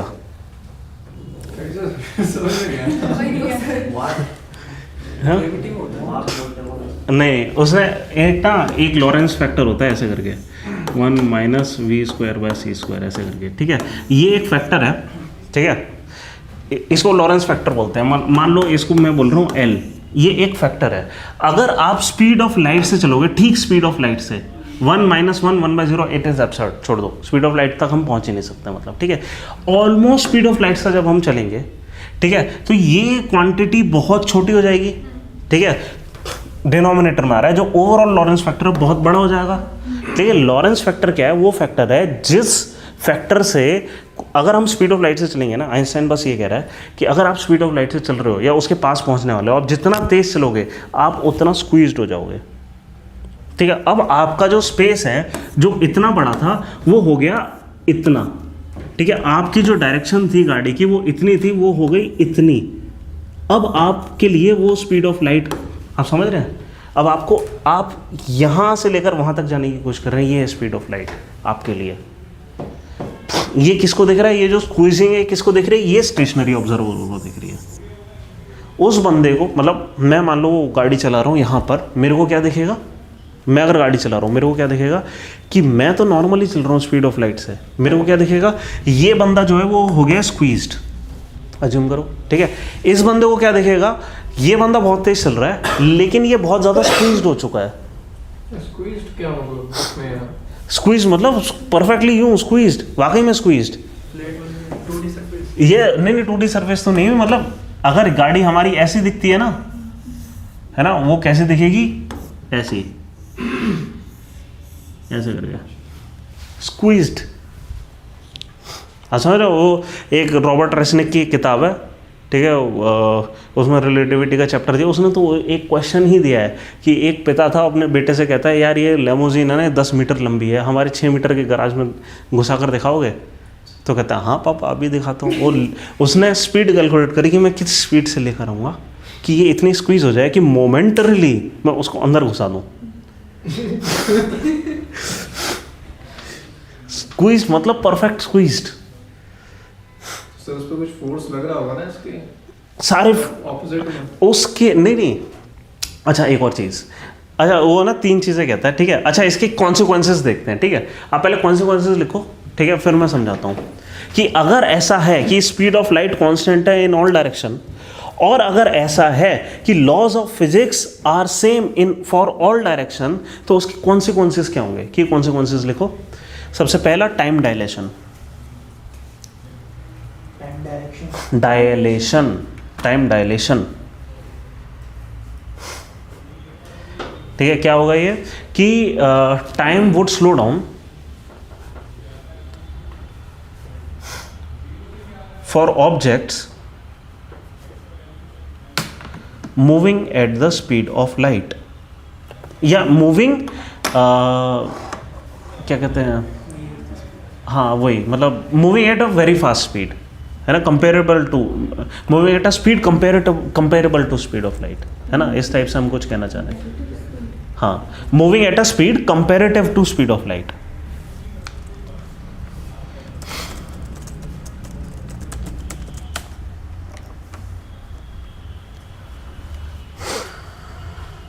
ठीक है, कितना टाइम डायलेशन होगा? इस लॉरेंस फैक्टर से मल्टीप्लाई कर दो, ठीक है। अच्छा एक अज्यूम करते हैं, एक बार देखते हैं कि ये जो लॉरेंस फैक्टर एक्चुअली कितना निकल कर आएगा। मान लो हम we are going at 90% of speed of light, 90% चले गए तो ये आएगा 0.9 निकल कर आया, ठीक है, या 99% है, ठीक है, नहीं ये चलो 0.9 ही ठीक है, 90% क्योंकि स्क्वायर करना पड़ेगा हमें, ठीक है। 0.9c divide by c square, तो 0.9 into 0.9 c square divide by c square, ऐसा कुछ आया। 0.9 का स्क्वायर कितना होगा? 0.81, 1 माइनस 0.81 कितना होगा? 0.19, ठीक है। उसका स्क्वायर रूट जब लेंगे तो 0.4 समथिंग कुछ निकल कर आएगा। लॉरेंस फैक्टर कुछ निकल कर आएगा 5 के आसपास, अज्यूम करो 5 के आसपास कुछ निकल कर आ रहा है, ठीक है। ये आइंस्टाइन कह रहे हैं कि जो ये हम इस चीज़ को कैसे अकाउंट करें कि ये बंदा इतना तेज चल रहा है, ठीक है, और इसके रिस्पेक्ट में स्पीड ऑफ लाइट है। वो कह रहे हैं पहली चीज़ इसके लिए टाइम डायलेट हो रहा है, इसके लिए टाइम स्लो हो गया है। आप समझ रहे हैं? आपने कभी सुना है ये, आपने कई बार सुना होगा कि कोई बंदा बहुत तेज़ अगर चल कर आएगा, आइंस्टाइन की इक्वेशन ये कहती है उसके लिए टाइम स्लो डाउन हो जाएगा, जब वो वापस अर्थ पे आएगा वो उतना एज नहीं हुआ होगा जितना अर्थ एज हो गई होगी, बाकी लोग एज हो गए होंगे। कहाँ से आ रहा है ये? इंटरस्टेलर की मूवी वो कहाँ से आ रही है? वो यहाँ से आ रही है। आप समझ रहे हैं? वो टाइम डायलेशन की इक्वेशन है, ठीक है। वो कहाँ से आया? क्योंकि वो स्पीड ऑफ लाइट ये कह रहा है कांस्टेंट है, ठीक है। इंटरस्टेलर उन सारे जो ये कॉन्सिक्वेंसेस हैं इनको थोड़ा एक्सट्रीम प्रोपोर्शंस में ले गए, ठीक है, लेकिन वो एक्चुअली फिजिक्स के हिसाब से ट्रू है, वो ऐसा होना है। सर उन्होंने जो ब्लैक होल की डिस्क्रिप्शन दी है वो नियरली सेम आई थी। नहीं, फोटो के हिसाब से बस, है ना। ऐसा नहीं है कि वो ऐसे एनर्जी लूज करके एकदम उसके पास चले जाएंगे। हाँ, कुछ चीज़ें थोड़ी सी एब्सर्ड है, बाकी ज़्यादातर चीज़ें ठीक है। मतलब क्या है कि वो ये कह रहे हैं कि ये फैक्टर बस याद रखना, इस फैक्टर के हिसाब से टाइम डायलेट हो जाएगा, ठीक है। 5 टाइम्स टाइम डायलेट हो जाएगा, 20% अपनी स्पीड से चलेगा टाइम। एक चीज़ तो ये, इसलिए उसको स्पीड ऑफ लाइट वहाँ वैसी दिख रही है, ठीक है। तो एक तो हो गया टाइम डायलेशन। सेकंड लिखो लेंथ कॉन्ट्रैक्शन।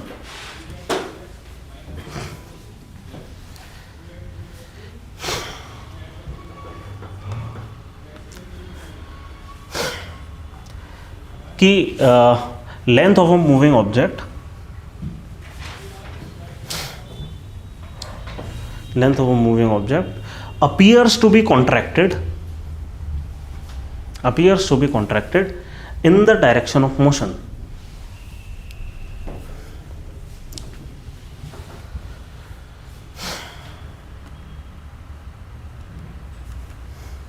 अपीयर करेगी, हाँ है, रियल में होगी नहीं, अपीयर करेगी बस। नहीं एक्चुअली होगी वो, ठीक है। बट क्या है कि मतलब हमें यहाँ से ऐसा दिख रहा होगा, है ना।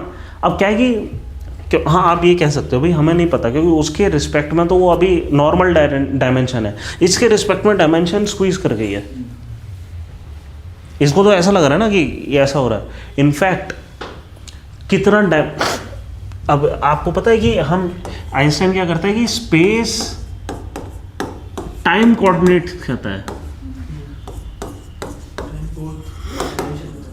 टाइम को भी एक डायमेंशन बताता है। वो कह रहा है कि टाइम जितना कॉन्ट्रैक्ट करता है उतना ही लेंथ कॉन्ट्रैक्ट करती है। आप समझ रहे हैं? कितना टाइम कॉन्ट्रैक्ट करेगा? Bye Lawrence factor. कितना लेंथ कॉन्ट्रैक्ट करेगी? वो भी बाय लॉरेंस फैक्टर, ठीक है। ये इसकी मैथमेटिक्स से ये लॉरेंस फैक्टर निकल कर आ रहा है।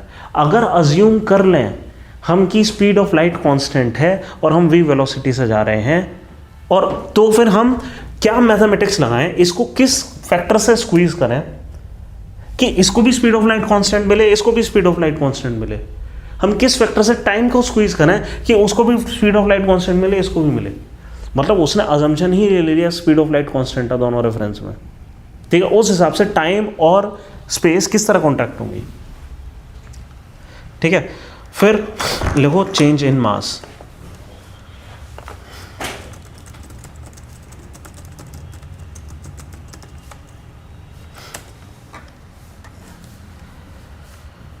स्क्वीज होने से मास भी चेंज होगी। द मास इंक्रीजेस,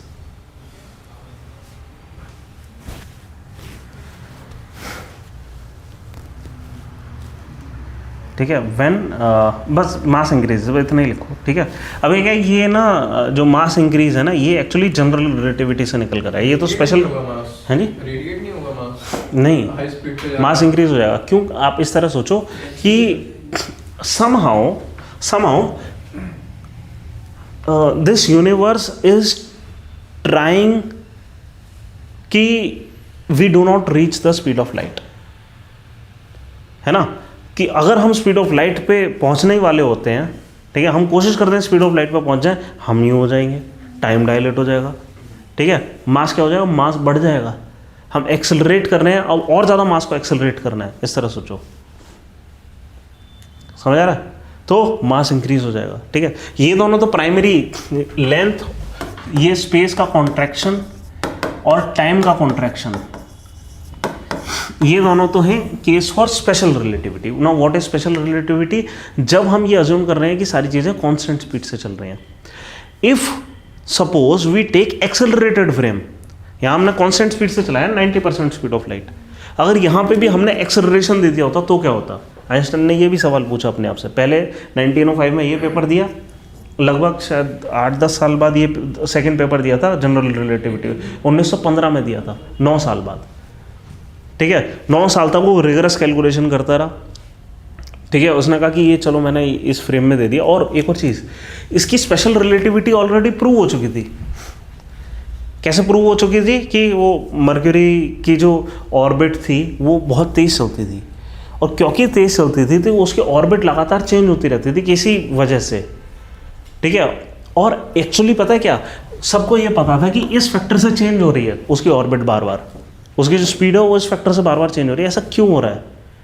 और आइंस्टाइन आया, उसने कहा कि मेरी जो मैंने कुछ कैलकुलेशंस करी हैं, ठीक है, और आप एस्ट्रोनॉट्स को बोला कि आप ऐसा करो, उसको मर्क्यूरी पे लगा कर देखो जरा कैसा आ रहा है, और फिट हो गई एकदम। ठीक है, फिर उसने बताया कि अगर ये तो चलो ये चीज़ है, फिर जनरल थ्योरी ऑफ रिलेटिविटी आती है। ठीक है, लिखो पहले general theory of relativity.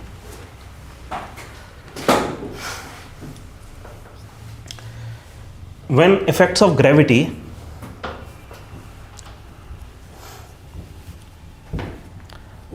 such as acceleration is applied to the special theory of relativity,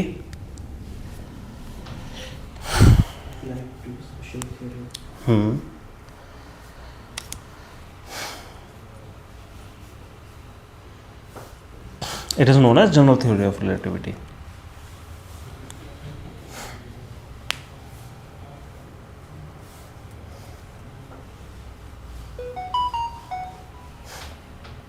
ठीक है, इसके कॉन्सिक्वेंसेस लिखो।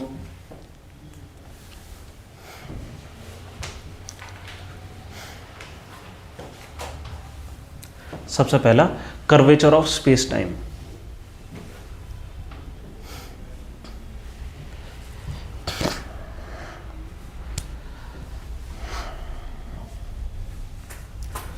क्या कि हमें एक चीज दिखाई दी, कर्वेचर ऑफ स्पेस टाइम। ये जो स्पेस टाइम हमने कोऑर्डिनेट बनाए थे ना, ये स्पेस टाइम, ये स्पेस और टाइम एक 4 डायमेंशन प्लेन है। हम ज़्यादातर चीज़ें 3 डायमेंशन में देखते हैं। उसने मैथमेटिक्स इस तरह अप्लाई करी है कि टाइम को भी एक डायमेंशन ले लिया, 4th डायमेंशन ले लिया।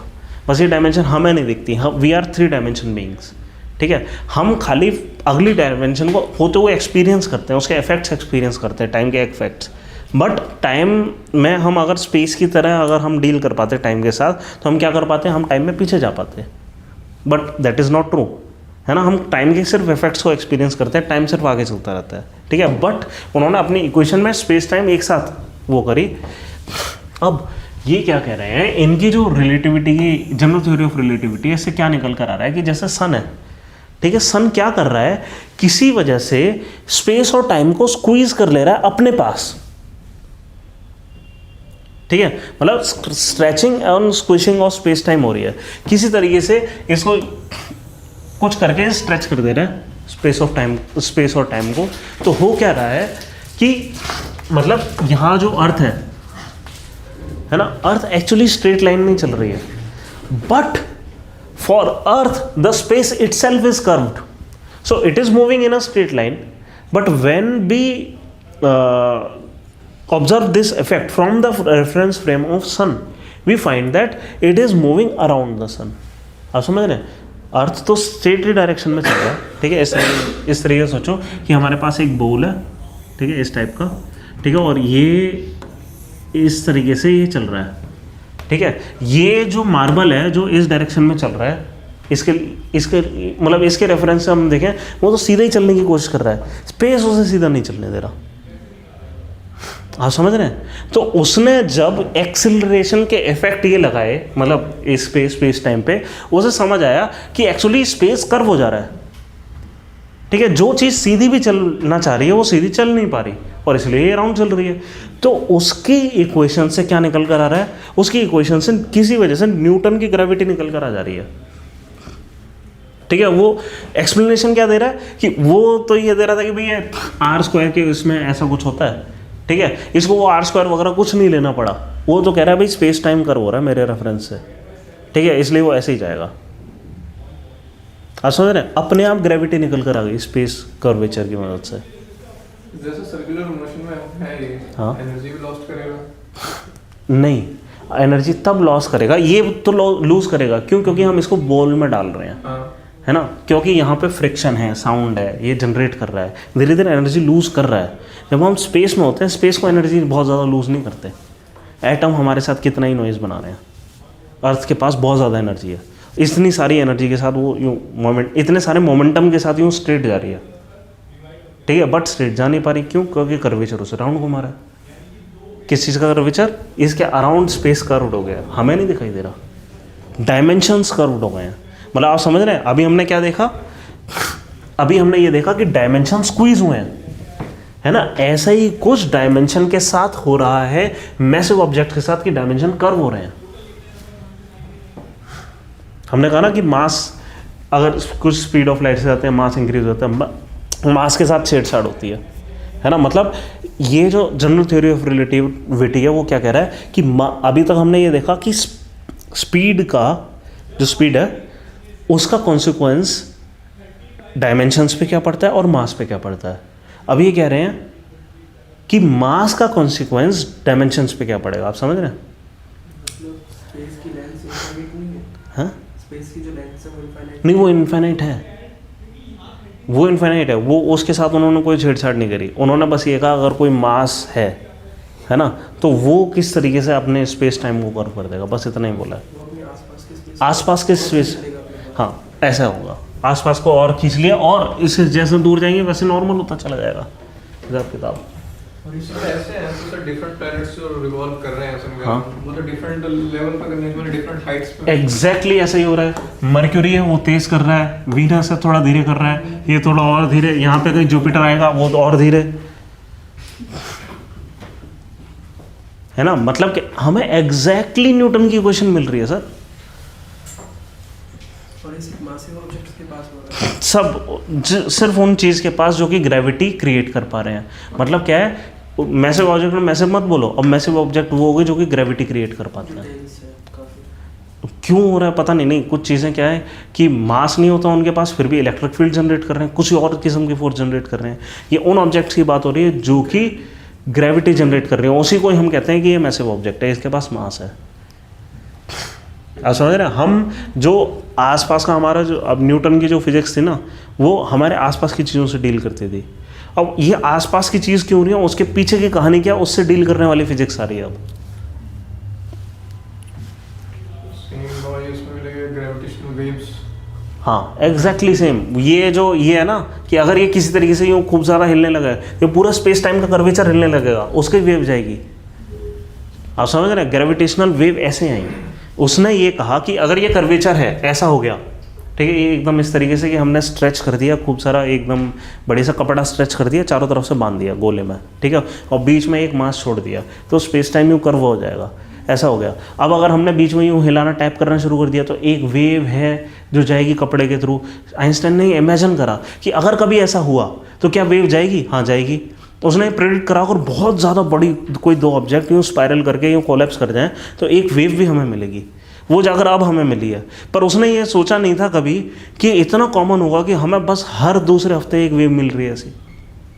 कि सुपर मैसिव ब्लैक होल्स आपस में यूँ कर रहे हैं। पहले तो सुपर मैसिव ब्लैक होल उसने प्रेडिक्ट करे कि हो सकते हैं, और हो सकता है वो कभी कोलैप्स करें कई मिलियंस ईयर्स में एक आध बार। हमें क्या पता था कि हर दूसरे हफ्ते हो रहा है ये काम स्पेस में।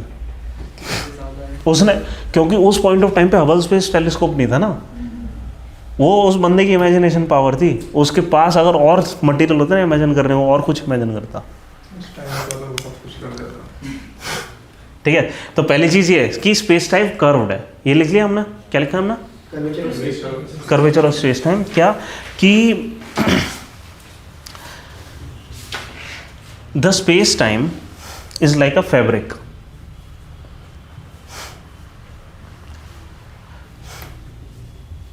स्पेस टाइम क्या है? 4 डायमेंशंस हैं हमारी, है ना।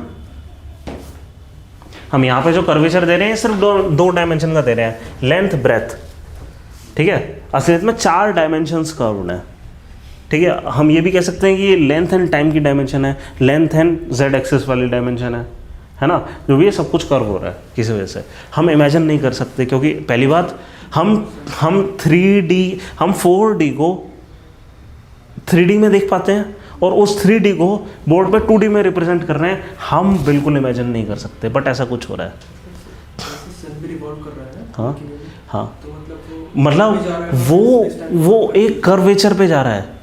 मतलब हाउ इज सन मूविंग कि एक बहुत बड़ा कर्वेचर है, कोई बहुत दूर कोई चीज़ है, पूरा अपना सोलर सिस्टम लेकर यूं करके, जो कि ये यूं चल रहा है और ये किसी डायरेक्शन में चल रहा है, लाइक जैसे प्लैनेट्स सन के अराउंड है। वैसे ये किसी कर्वेचर पे चल रहा है, ब्लैक होल के, जो हमारे मिल्की वे के सेंटर पे होगा ज़रूर। ओशन में तैर रहा है, मतलब उसको ऐसे फॉलो कर दिया, हाँ, जैसे है ना? ship चलती है। एकदम ऐसा। ठीक है, तो लिखो क्या, मैंने क्या लिखा है? स्पेस टाइम का फैब्रिक। हाँ, space time is like a fabric लिखा है होगा, Yes, sir. है ना? Is like a fabric. It's a fabric. कपड़ा फट गया तो ठीक है, is a fabric of space time, like a fabric of a space time. Space time is like a fabric of space time. एक second, क्या क्या मैंने क्या लिखा है? Like a fabric which gets curved due to massive objects.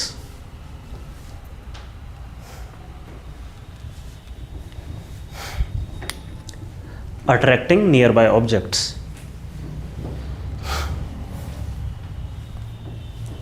ठीक है, this is the cause of gravitational force.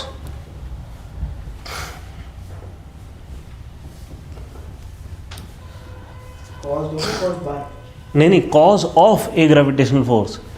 अब न्यूटन कहता था कॉज्ड बाय ग्रेविटेशनल फोर्स, एक ये वो वाले लोग हैं कह रहे हैं भाई ग्रेविटी कैसे आई, this is the cause of gravitational force, gravitational force ऐसे आ रही है। मतलब हम जो अर्थ के ऊपर है वो इस वजह से हाँ, रोटेट कर रहा है। क्योंकि अर्थ ने क्या करा है, अर्थ ने अपनी ये जो आसपास का फैब्रिक है उसको यूं मोल्ड कर रखा है, तो हम भी उसी अराउंड घूम रहे हैं।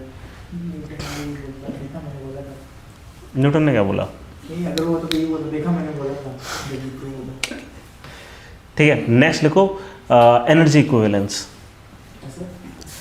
इक्विवेलेंस प्रिंसिपल लिख सकते हैं, मास एनर्जी इक्विवेलेंस प्रिंसिपल लिख सकते हैं, जो आपको लिखना लिख लो, इक्विवेलेंस प्रिंसिपल लिख लो। हाँ, साइड से देख लो, हाँ, प्रिंसिपल फेराडे है। ये फेराडे का बिना डिग्री तो निकोला टेस्ला के पास भी कहानी। चलो, it states that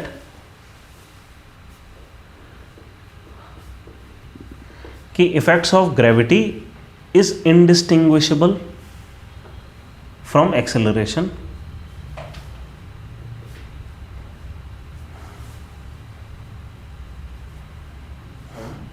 from acceleration.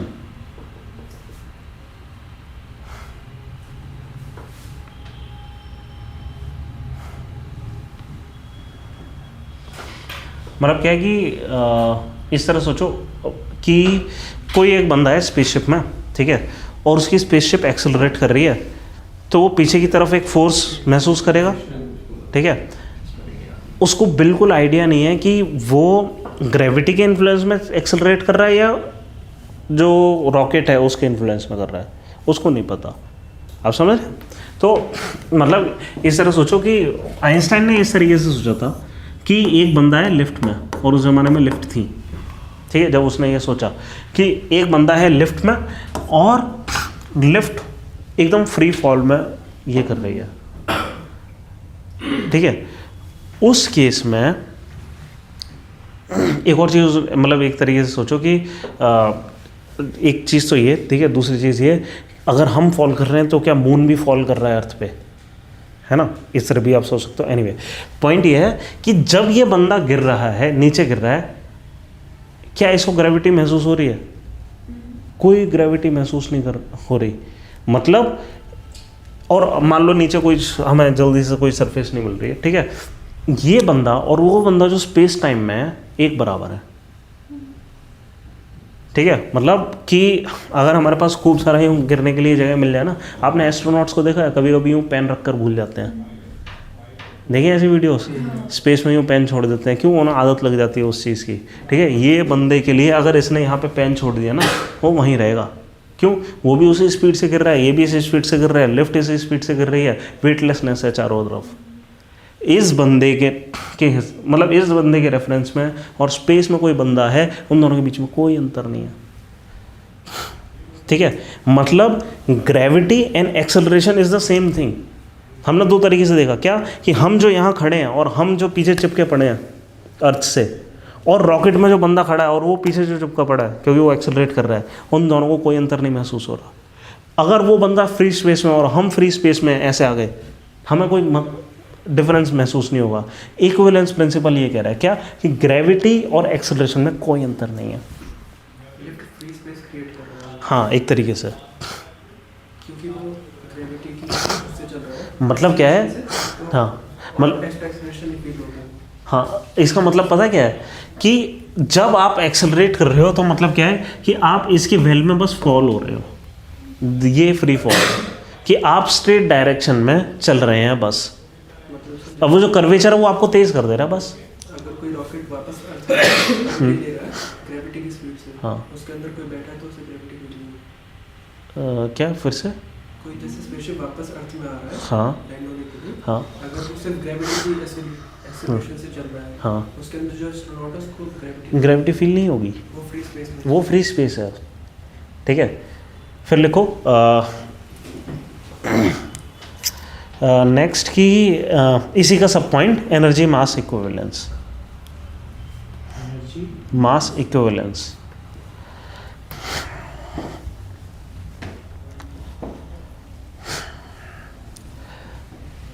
कि from his equation a relation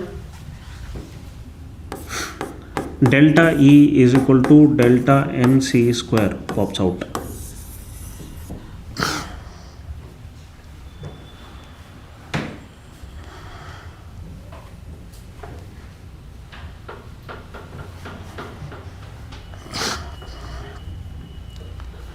ठीक है, फिर इसके कॉन्सिक्वेंसेस लिखते हैं कि अब जनरल थ्योरी ऑफ रिलेटिविटी और ज़्यादा विराट चीज़ है। क्यों? इसके और बड़े कॉन्सिक्वेंसेस हैं। ऑब्वियसली ग्रेविटी सबसे बड़ा कॉन्सिक्वेंस है। ठीक है, न्यूटन ने सिर्फ लॉ दे दिया, क्यों आया उसने कहा लॉ है, मेरे से मत पूछो, ऐसा हो रहा है। ठीक है, वो कह रहा है, आइंस्टाइन कह रहा है मेरे से पूछो, मैं बताता हूँ क्यों हो रहा है ना। तो सबसे बड़ी चीज़ तो ये कि उसने न्यूटन के लॉज को एक्सप्लेन कर दिया। ठीक है, प्लस उसने ये बता दिया कि न्यूटन्स के लॉ कब फेल हो जाएंगे, स्पीड ऑफ लाइट के नियर वो फेल हो जाएंगे, मर्क्यूरी की ऑर्बिट नहीं बता पा रहे हैं उसके लॉज। ठीक है, तो सिर्फ न्यूटन के लॉज को एक्सप्लेन नहीं करा, उनको बताया कि ये मेरे बड़े लॉज का एक छोटा सबसेट है न्यूटन के लॉज। ठीक है, पहली चीज़ तो ये कर दी। दूसरा ये चीज़ कर दिया कि भाई एनर्जी और मास में बहुत ज़्यादा अंतर नहीं है।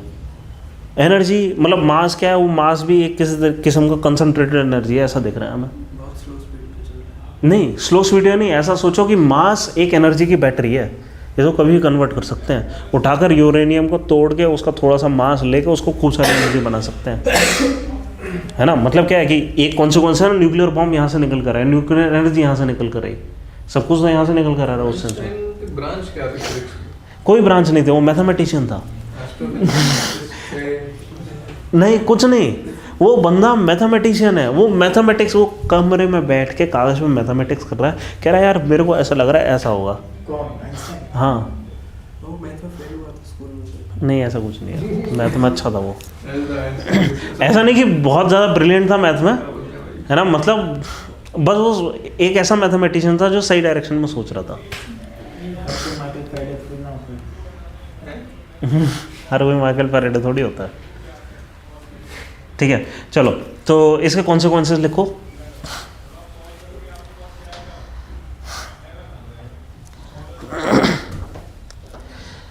सबसे पहला ग्रेविटेशनल लेंसिंग, और इस पे सवाल आए हैं यूपीएससी में ग्रेविटेशनल लेंसिंग पे। Lensing, lensing, lens.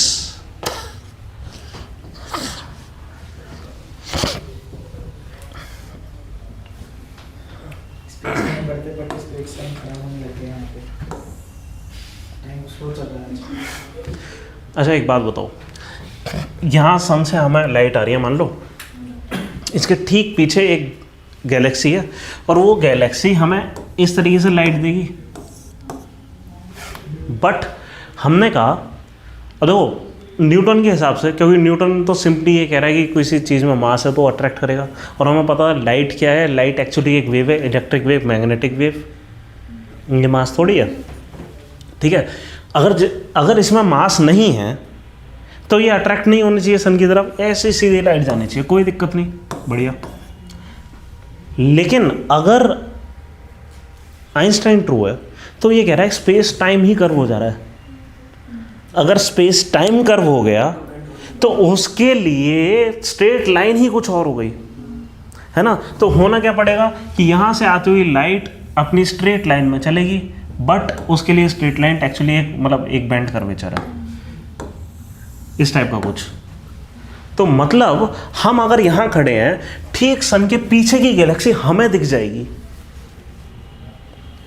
एक्चुअली सन के पीछे क्या हमें नहीं दिखना चाहिए, बट अगर लेंसिंग के फॉर्मूले ट्रू हैं और लाइट बेंड हो रही है तो कुछ लाइट यूं चारों तरफ से आएगी और हमें दिख जाएगी।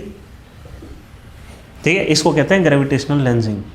ठीक है, और हमें क्या दिखेगा, एक और चीज़, ये लेंसिंग क्यों है, क्योंकि हमें अपेरेंट पोजीशन क्या दिखेगी, हमें दिखेगी ये गैलेक्सी यहाँ है। यस, अपने ओरिजिनल साइज से बिगर दिखाई देगी, इसलिए इसको लेंसिंग बोल रहे हैं हम। हाँ, सन एक कॉन्वेक्स लेंस है। ठीक है, हमें बिगर दिखाई देगी, तो इस चीज़ को ग्रेविटेशनल लेंसिंग बोलते हैं। हाँ, तो लिखो ग्रेविटेशनल लेंसिंग कि it predicts that the light passing near a massive object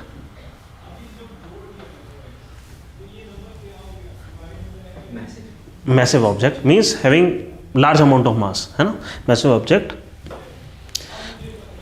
will bend due to the curvature of space time. curvature of space time, because the space itself is bent. Experiment हुआ है इसका? हाँ, in fact अब सबसे बड़ा ये हद से ज़्यादा बोल्ड क्लेम है। ठीक है, इससे ज़्यादा बोल्ड कुछ हो ही नहीं सकता। तो लोगों ने चलो ये, लेकिन अच्छी बात क्या है, ये सारे क्लेम जो अभी तक आइंस्टाइन कर रहा है कि भाई तुम इस स्पीड से चलोगे स्क्वीज मिलेगा, ये वो हम कर ही नहीं सकते एक्सपेरिमेंट। ठीक है, तो ऐसा लग रहा है कि यार ये आइंस्टाइन नहीं, ऐसे फालतू की प्रेडिक्शन कर रहा है, हर साल एक नया पेपर लिख देता है और कुछ आउटरेजियस क्लेम कर देता है। बेस्ट तरीका ये है, ये पहली बार उसने एक ऑब्जर्वेबल क्लेम दिया। वो पता क्या कर रहा था, अपना ये सारे अपने थ्योरी पे इतना ज़्यादा बिलीव कर रहा था, और वो कह रहा था यार इसको मैं अप्लाई करके देखता हूँ कि ये फिजिकली हमें कैसे दिखाई देगा। हर जगह पे उसने अप्लाई करा, कहा कि मेरे को ब्लैक होल दिखाई देंगे। ब्लैक होल कैसे देख लें हमें ऐसे थोड़ी दिख जाएंगे ब्लैक होल। ठीक है, फिर उसने कई सारी चीज़ें बोली, उनमें से एक ये बोला, उसने कहा यार ये भी दिखेगा। फिर किसी एस्ट्रोनॉट ने कहा चलो ठीक है देखते हैं। ठीक है, बढ़िया सी इक्लिप्स आई। अब ऐसे तो हमें ये दिखेगा नहीं, क्योंकि इसके आसपास जो इसका ग्लेयर है उसकी वजह से पीछे के ऑब्जेक्ट वैसे भी नहीं दिखेंगे, उसके आसपास की।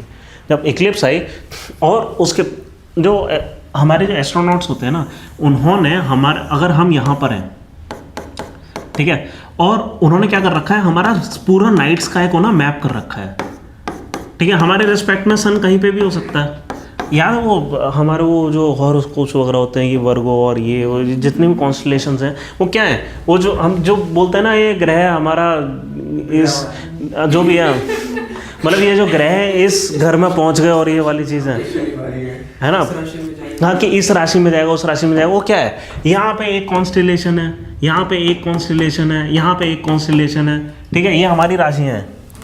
ठीक है, हमारा नाइट स्काई में कभी ये देखा, अब क्या कि जो हमारा जो अर्थ है एक्चुअली कभी इस डायरेक्शन में रात में पॉइंट करता है, कभी इस डायरेक्शन में रात में पॉइंट करता है, साल के पूरे साल में इस तरह करता है। तो हमें कभी मिडिल ऑफ द नाइट में ये कॉन्स्टलेशन सर पे दिखती है, फिर ये दिखती है, फिर वो दिखती है। हमने ये सारे कॉन्स्टलेशंस मैप कर रखे हैं, हमें पता है कौन सी डायरेक्शन में क्या देखना है। ठीक है, अगर ऐसा हुआ कि इक्लिप्स आई और इक्लिप्स में सन टोटल सोलर इक्लिप्स चाहिए, एकदम रात जैसा माहौल चाहिए ताकि पीछे की चीज़ें दिख जाएं। ठीक है, और हमें पता है कि इस कॉन्स्टलेशन की शेप ये दिखती है, और अगर हमें लेंसिंग दिख जाए, वो शेप दिखने की जगह हमें कुछ डिस्टॉर्टेड ऐसी अजीब सी शेप दिख जाए, है ना, तो लेंसिंग प्रूव हो जाएगी। ठीक है, तो कोई एस्ट्रोनॉट गया, जब ये हुआ उसे पता था कि रात में ये चीज़ दिखनी चाहिए थी, उसने जब इक्लिप्स के साथ फोटोग्राफ देखी तो जो स्टार्स थे वो मूव्ड थे। कितने मूव्ड थे? एग्जैक्टली उतने मूव्ड थे जितने की ये बता रहे थे, आइंस्टाइन ने बताया था। मतलब प्रूव हो गया कि ये जितना भी उन्होंने बातें बोली वो सब सही हैं, वो इस मैथमेटिक्स के थ्रू आई हैं। ठीक है, बस ये चीज़ है, ये चीज़ हम एक्चुअली ऑब्जर्व करते हैं ग्रेविटेशनल लेंसिंग। ठीक है, इनफैक्ट वो जो आपको पता है ना, हम कह रहे थे वो इंटरस्टेलर मूवी में इस तरीके का दिखाया ना, ब्लैक होल ऐसा और फिर ऐसा कुछ दिखाया ना। वो क्या दिखाया कि कोई भी सुपर मैसिव ऑब्जेक्ट है वो सैटर्न की तरह उसकी एक एक्रेशन डिस्क होती है। क्यों? जैसे सैटर्न में क्या हुआ है कि कोई उसके आसपास के मून्स वगैरह होंगे, आपस में टकराए होंगे, वो हो गए होंगे, और उसके बाद उसने यूं मूव करना शुरू कर दिया उसके अराउंड। ऐसे क्या होता है कि बहुत सुपर मैसिव, मान लो ब्लैक होल है कोई, ठीक है, उसके अराउंड बहुत सारे स्टार्स का जो मतलब डेब्री है वो चल रहा होगा, मतलब स्टार इनफैक्ट डेब्री की तरह होंगे, मिलियंस ऑफ स्टार उसके अराउंड घूम रहे होंगे और किस तरीके से ऐसा एक्रेशन डिस्क लगा रहे होंगे। अब मेरे को बताओ, क्या हमें इसके पीछे की चीज़ दिख सकती है? दिख सकती है। क्यों? यहाँ पे ग्रेविटेशनल लेंसिंग होगी, वो ऊपर से बाहर आएगी, तो हमें क्या दिखता है? ये जो चीज़ है ना, ये जो पीछे की तरफ गोला दिखता है, ये इसके पीछे की एक्रेशन डिस्क है, जो लेंसिंग की वजह से हमें यहाँ से ऊपर से आती हुई दिखती है। आप समझ रहे हैं?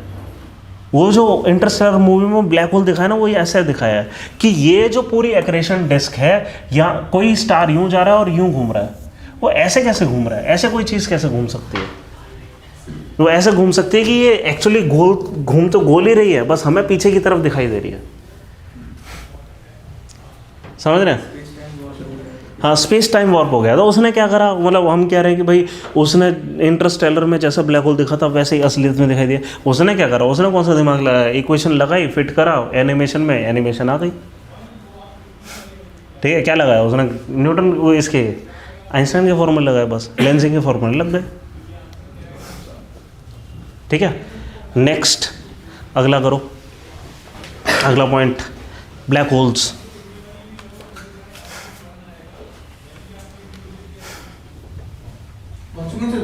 कॉन्सिक्वेंसेस में ब्लैक होल्स इन्होंने प्रेडिक्ट करे थे कि there must be regions in the space time. Discovery से पहले, डिस्कवरी से पहले there must be regions in the space time where it is so curved, मतलब space time is so curved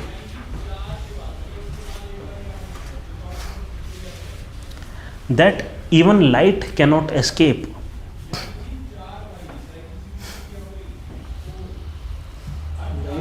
Cannot escape. अगर हम उसके हिसाब से चलते हैं, क्या नाम है, वेव थ्योरी के हिसाब से, लाइट की वेव थ्योरी के हिसाब से, और अगर रिलेटिविटी इस टाइप के कॉन्सिक्वेंस नहीं दे रही होती, तो यूँ एकदम ब्लैक होल के एकदम यूँ टच करते हुए टेंजेंशियली चले जाते हैं लाइट, कोई फ़र्क नहीं पड़ता। ठीक है, लेकिन अगर ऐसा पॉसिबिलिटी है कि इतनी मैसिव कोई ऑब्जेक्ट हो गई, इतना ज़्यादा कंसंट्रेटेड मास हो गया कि स्पेस टाइम इस तरीके से कर्व्ड है, और इनफैक्ट इनफाइनाइटली कर्व्ड है मान लो, ठीक है, तो क्या पॉसिबिलिटी है कि अगर इसके आसपास से भी कोई लाइट जा रही होगी, वो इस कर्वेचर में गिर जाएगी। ठीक, मीडियम नहीं होगा। हाँ, नहीं, लाइट को मीडियम की कहाँ ज़रूरत है? It moves in a straight line, but for this photon the straight line is directly into the black hole, है ना। तो इसका कोई तो रीजन होगा जहाँ पे इतनी इंटेंस ग्रेविटी, ऐसा मानो कि इतनी इंटेंस ग्रेविटी है कि इससे लाइट पास नहीं हो पा रही, इससे इनफैक्ट कुछ नहीं पास हो पाएगा, वो चीज़ जिससे कुछ बाहर ना निकले। ठीक है, वो ऑब्वियसली कोई रेडिएशन नहीं दे रहा, आपको दिखाई नहीं देगा। आपको दिखता कैसे जब कोई चीज़ रेडिएशन देती है ना। तो कोई ऐसी चीज़ जो कुछ वापस ना दे, सिर्फ ले, टोटल ब्लैक बॉडी। हाँ, परफेक्ट ब्लैक बॉडी। बनता है कैसे? जब बहुत ज़्यादा, इसके लिए ना अभी हम मंडे को हम क्या करेंगे कि हम पूरा स्पेस समझेंगे, ठीक है, और इसमें हम देखेंगे वहाँ पे एक दो चीज़ें हमें करनी है, चंद्रशेखर लिमिट वगैरह ये सब पढ़नी है कि life cycle of a star क्या होता है। अगर ये जो फेलिंग स्टार है, ठीक है, फेलिंग स्टार मतलब स्टार, हाँ, बूढ़ा स्टार, ठीक है, बूढ़ा स्टार क्या करेगा, अगर बहुत ज़्यादा बड़ा है तो अलग अलग चीज़ें बना सकता है, कभी न्यूट्रॉन स्टार बना लेगा, सुपरनोवा बन जाएगा, फट जाएगा, ठीक है। फिर बहुत ज़्यादा बड़ा हो गया तो ये ब्लैक होल भी बना सकता है। लास्ट स्टेज ब्लैक होल है। नहीं नहीं, कह नहीं सकते, डिपेंड करता है कितना मास है उसके पास। इम्प्लोड होगा, एक्सप्लोड होगा ब्लैक होल में? नहीं, पहले इम्प्लोड होती हैं सारी चीज़ें, ठीक है, एक सुपरनोवा बनता है, उसके अंदर क्या चीज़ चल रही है वो अगर क्रिटिकल मास के पार चली गई तो फिर वो ब्लैक होल बन सकता है, ठीक है। इनफैक्ट कभी कभी सुपरनोवा की ज़रूरत भी नहीं पड़ती है, इतना मास अगर एक साथ ही कलेक्ट हो गया वो ब्लैक होल में तब्दील हो सकता है, ठीक है। चलो तो हाँ, तो मैंने क्या लिखवाया बताना एक बार। There must be regions in the space-time where it is so curved that even light cannot escape. हाँ, लाइट कैन नॉट एस्केप, बस ठीक है। फिर नेक्स्ट इसका लिखो, next consequence expansion of the universe.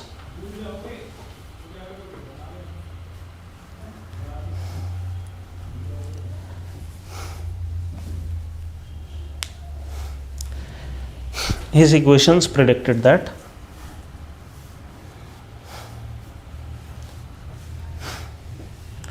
the space-time itself must expand Space time. itself must expand,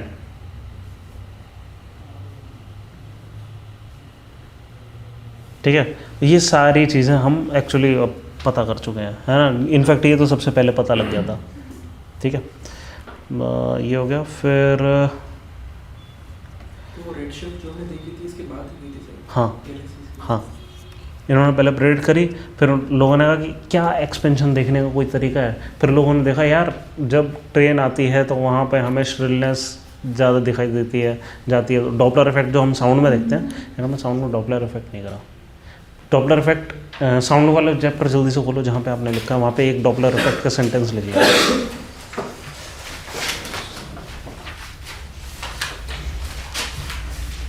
क्योंकि ये बहुत फेमस इफेक्ट है और पूछा जा सकता है।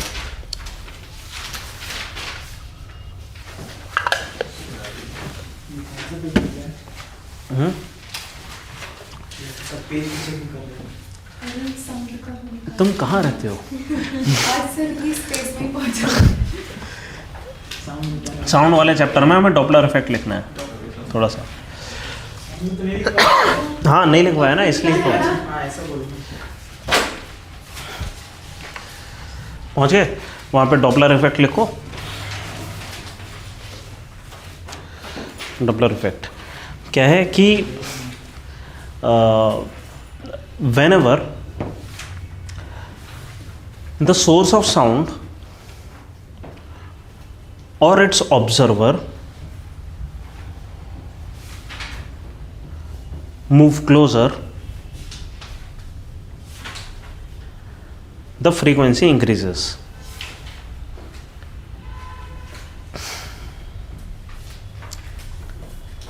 ठीक है, मतलब ऑब्जर्वर और सोर्स, इन दोनों के बीच में अगर स्पेस कम होता जा रहा है ना, तो क्या होगा कि वो अब क्या कि इसने तो नंबर मतलब जो सोर्स था उसने तो उतने नंबर ऑफ फ्रीक्वेंसी छोड़ दी। अब मान लो ये यहाँ तक आए तब तक वो सारी फ्रीक्वेंसी इसको तो मिलेंगी ना, तो उसको ज़्यादा रेट पे मिलेंगी, है ना। तो क्या होगा, श्रिलनेस बढ़ जाएगी, फ्रीक्वेंसी इस ऑब्जर्वर के लिए फ्रीक्वेंसी बढ़ जाएगी, समझ रहे हैं। तो फ्रीक्वेंसी इंक्रीज हो जाएगी। हो रहा है इमेजिन, ठीक है। नेक्स्ट इसका एक वाइस वर्सा, एक रिवर्स इम्पैक्ट है क्या कि अगर ये जो स्पेस है अगर ये इंक्रीज हो गया तो फ्रीक्वेंसी डिक्रीज हो जाएगी, ठीक है। तो या तो आप सेम स्टेटमेंट पूरी लिख लो या खाली वाइस वर्सा लिख सकते हो। ये लाइट पे भी अप्लाई होगा बट रिलेटिविटी के साथ, ठीक है। क्यों? क्योंकि जब हम दूर जा रहे हैं तो हम रिलेटिव टू लाइट जा रहे हैं, वहाँ पे एक वो फैक्टर लगता है, कौन सा, लॉरेंस फैक्टर। ये हमने बताया था ना एक फैक्टर, ये वाला, ये फैक्टर लगेगा बस। तो क्या है कि जो लाइट का डॉपलर इफेक्ट है ना, जब एनसीईआरटी 11th क्लास की पढ़ते हैं 12th क्लास की, उसमें साउंड के डॉपलर इफेक्ट के कंपैरिजन में लाइट वाले डॉपलर इफेक्ट का कोई नया ही फॉर्मूला निकल कर आता है। वो क्यों आता है? क्योंकि उसमें हमें ये इसका इम्पैक्ट थोड़ा सा लगाना पड़ता है, बस इसलिए, वरना कोई वो नहीं है। पहले वाला एक्सपेरिमेंट जो आइंस्टाइन ने किया था, हाँ वो उसके लिए भी था ना, इसके लाइट की स्पीड को कांस्टेंट दिखाने के लिए। हाँ कि 2 लाइटनिंग अगर पड़ रही है ट्रेन में जा रहे हो, अरे इस बहुत सारी चीज़ें हैं। इस तरह सोचो कि नहीं, बहुत एब्सर्ड चीज़ें हैं। जैसे आप ये देखो कि मान लो कि हमें स्पीड ऑफ लाइट मेजर करनी है। एक बंदा मार्स पे छोड़ दिया, एक यहाँ आ गया, ठीक है, या कोई दूर स्टेशन पे छोड़ दिया, वो यहाँ आ गया, ठीक है। वैसे हमने सारे कॉन्सिक्वेंस कर दिए ना। एक एक्सपेंशन स्पेस टाइम हो गया। हाँ, मैं बस वहाँ पे पहले इधर लिख लो कि ये रेड शिफ्ट से हमने वो कर लिया। ये डॉपलर इफेक्ट जब हम लाइट पे लगाएंगे, है ना, तो हमें क्या मिलेगा, blue shift and red shift. वहाँ पे भी फ्रीक्वेंसी इंक्रीज और डिक्रीज होंगी।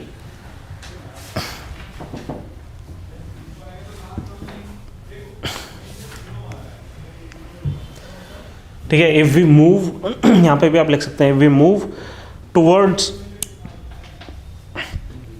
ए source of light, if we move towards the source of light, its frequency would increase। तो हमें सारी चीज़, अगर फ्रीक्वेंसी इंक्रीज हो रही है तो कौन सा तरफ दिखाई देगा? गामा रेज वाली, हाँ, gamma rays, high energy side, ठीक है। हाई एनर्जी, विबग्योर में हाई एनर्जी कौन सी साइड होती है? ब्लू। ब्लू, तो इसको कहते हैं ब्लू शिफ्ट। अगर हम किसी चीज़ की तरफ जा रहे हैं तो हमें ब्लू शिफ्ट मिलेगी सारी लाइट, ठीक है। रेड शिफ्ट कहते हैं उसको, ठीक है। तो and conversely if we are moving away will get a red shift. Conversely we are moving away will get a red shift.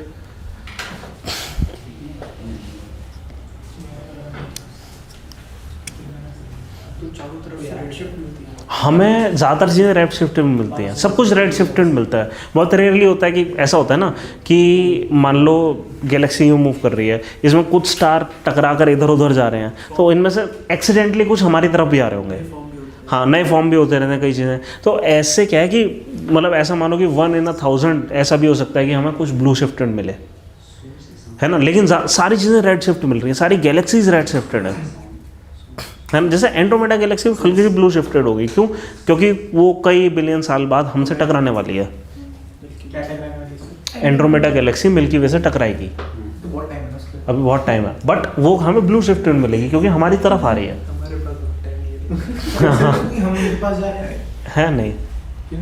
हाँ, मतलब ये भी बोल सकते हो आप, एक ही बात है। हम तो अपने फ्रेंड से बोल रहे हैं, वो हमारे पास आ रही है, रिलेटिव, ठीक है। एनीवे, अच्छा, अब मैं क्या कह रहा था कि ये ना, वो जो आप ट्रेन वाले एक्सपेरिमेंट बता रहे हैं, वो ना सिर्फ इसलिए उसने बताए थे एब्सर्डिटी दिखाने के लिए। नहीं, सिंप्लीफाई नहीं, एब्सर्डिटी दिखाने के लिए, कॉम्प्लेक्स बनाने के लिए। वो उल्टा कॉम्प्लेक्स बना था। पहले तुम ये बताओ ये कितना एब्सर्ड है। जैसे कि मान लो मेरे को स्पीड ऑफ लाइट मेजर करनी है, ठीक है। एक मैं यहाँ खड़ा हूँ, एक मैंने किसी को यहाँ भेज दिया, ठीक है। मेरे को क्या करना पड़ेगा? पहले तो दोनों स्पीड ऑफ, हमें क्या करना पड़ेगा, यहाँ पे मैं बोलूँगा भाई मैंने 12 बजे स्पीड ऑफ लाइट भेजी, तुम्हारे पास कितनी पहुँची, मतलब 12:10 पे पहुँची क्या या 12:20 पे पहुँची क्या, ठीक है। इसके लिए हमें पहले क्या करना पड़ेगा कि पहले तो जो क्लॉक्स हैं उनको सिंक्रोनाइज करना पड़ेगा। क्या कर तरीका हो सकता है स्पीड ऑफ लाइट, मतलब इसको सिंक्रोनाइज करने का क्या कोई तरीका हो सकता है? जैसे फॉर अगर मतलब वो जो ये जो आइंस्टाइन था ना, वो ये कह रहा था कि सारे जो लॉज हैं फिजिक्स के वो हर डायरेक्शन में कांस्टेंट है। वो क्यों दिखाना चाह रहा था कि मान लो मैंने यहाँ पे स्पीड क्लॉक्स को सिंक्रोनाइज करा, ठीक है। अब एक क्लॉक को मैं वहाँ भेज रहा हूँ, अगर फिजिक्स के लॉ इस डायरेक्शन में अलग चल रहे हैं तो क्या होगा?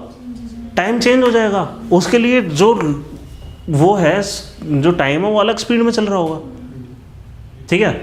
तो फिर तो हम ये एक्सपेरिमेंट ही नहीं कर सकते, ये तो दिक्कत हो जाएगी, ठीक है। चलो एक काम कर लेते हैं, हम सेंटर से ले आते हैं, सेंटर से इसको यहाँ ले जाएंगे, क्लॉक्स को सेंटर पे आए, हमने दोनों को मैच करा, क्लॉक को फिर ले गए, फिर भी प्रॉब्लम है क्योंकि हमें नहीं पता किस डायरेक्शन में प्रेफर कर रहा है टाइम,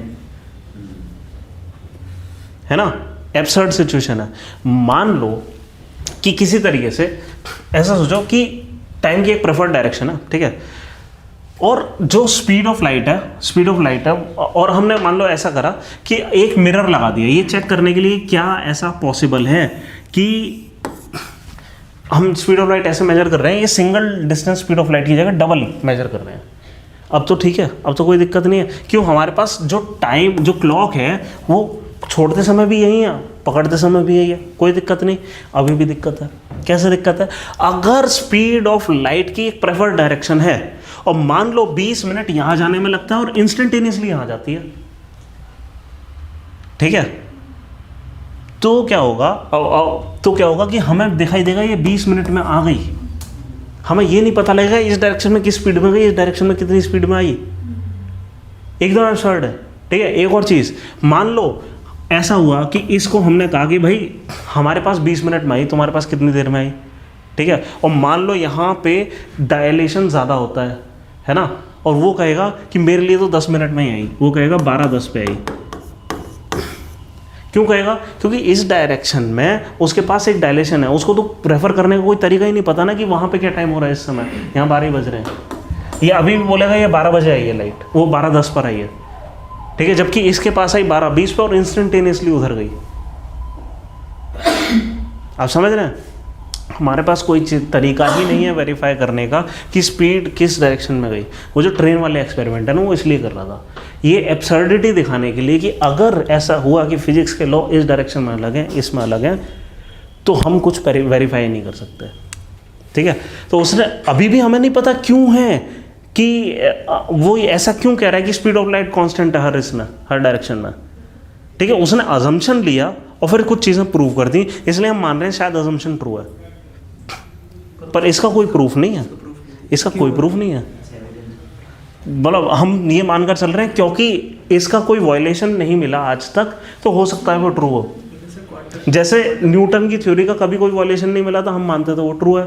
एक बार मर्क्यूरी मिला, हमने सोचा नहीं फिर भी न्यूटन ट्रू नहीं होगा, शायद हमारे ऑब्जर्वेशन में होती है। कोई लोगों ने ये तक सोचा कि हो सकता है मर्क्यूरी के आसपास कोई और छोटा प्लैनेट हो जिसकी ग्रेविटी के इन्फ्लुएंस से ये चीज़ चेंज हो रही है, और लोगों ने प्लैनेट ढूंढने शुरू कर दिए, फिजिक्स को नहीं चेक करो,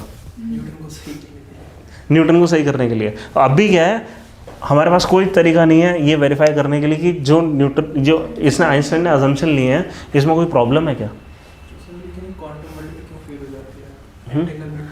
नहीं फेल नहीं होती। हम जब करेंगे ना क्वांटम फिजिक्स, हम ये देखेंगे फिजिक्स मतलब एज सच इस वजह से फेल नहीं हो रही। फिजिक्स इसलिए फेल हो रही है क्योंकि वहाँ पे कुछ प्रोबेबिलिस्टिक चीज़ें हो रही हैं, प्रोबेबिलिटी पे हो रही हैं।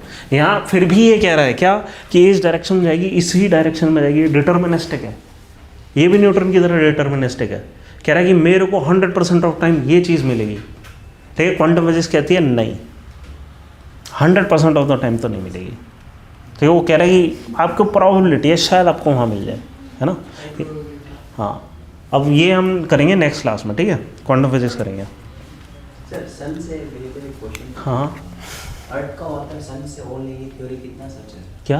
अर्थ का वाटर जो सन से ओल्ड है। अर्थ का वाटर नहीं, अच्छा नहीं हो सकता है, क्या सर? ये पॉसिबिलिटी है। अर्थ का वाटर सन से ओल्ड है, अर्थ का वाटर, हाँ ये पॉसिबिलिटी है एक्चुअली। अरे वो छोड़ दो ना। अब क्या है कि इस तरह सोचो कि सन किसी बहुत सारे मास के साथ बना, बहुत सारे हाइड्रोजन एटम एक साथ आ गए और वो बन गया, ठीक है। हम जब ये नेक्स्ट क्लास में कोशिश, तो हम पहले क्या करें, पहले क्वांटम फिजिक्स करें, देखते हैं एक दो या एक क्लास में, दूसरी क्लास में आपका डाउट क्लियर हो जाएगा। क्या कि हम ये बताएंगे कि life cycle of a star में अलग अलग, star is a furnace where elements are made, ठीक है। अर्थ एग्जिस्ट पहले से कर रहा है। नहीं, अब पहले ये सुनो। Star is a furnace where all elements are made. Oxygen कहाँ बनता है? स्टार के अंदर। हाइड्रोजन पहले से बना है, बिग बैंग पे बना, बिग बैंग में सिर्फ हाइड्रोजन बना था, ठीक है। तो बाकी जितने भी एलिमेंट हैं, हमारे जितने भी ग्रॉस एलिमेंट है, कहाँ बने? स्टार के अंदर। जब हमारा स्टार बना, अभी तो उसमें हाइड्रोजन है, तो हमारे पास जो ऑक्सीजन है वो वाली नहीं है जो सन में बनी, वो कभी किसी दूसरे डाइंग स्टार में बनी होगी, ठीक है। और उसका मटेरियल खूब सारे हाइड्रोजन के साथ मिक्स हो गया, ठीक है। तो कुछ स्टार बन गया और कुछ प्लेनेट बन गए। बिग बैंग का सब थ्योरी, इनफैक्ट हमारे जो सन है ना, वो 3rd डिग्री का स्टार है। इससे पहले एक स्टार फेल हुआ होगा, उसके मटेरियल से एक और स्टार बना होगा, वो एंड हो गया होगा, उसके बाद ये स्टार बना है। मतलब ये थ्योरिटिकल इम्पैक्ट है या बस मतलब ये थ्योरिटिकल इम्पैक्ट मतलब फाइन, मतलब ये स्पेकुलेशन नहीं है, ये ट्रू है। सब बिग बैंग कितने ट्रू है? मतलब उतना ही ट्रू जितना ही है। तो उसका कोई एक्सपेरिमेंट हुआ सर बिग बैंग का पता लगाने के लिए कुछ? ये सब थ्योरी है ना? हाँ हाँ एक्सपेरिमेंट है, हम देखेंगे ये कि हमारे आज के रेडियो टेलीस्कोप्स क्या फाइंड कर रहे हैं। एंट्रोपी से भी बोला एंट्रोपी से पता लगा, मतलब क्या है कि अगर एक चीज़ बता रही होती तो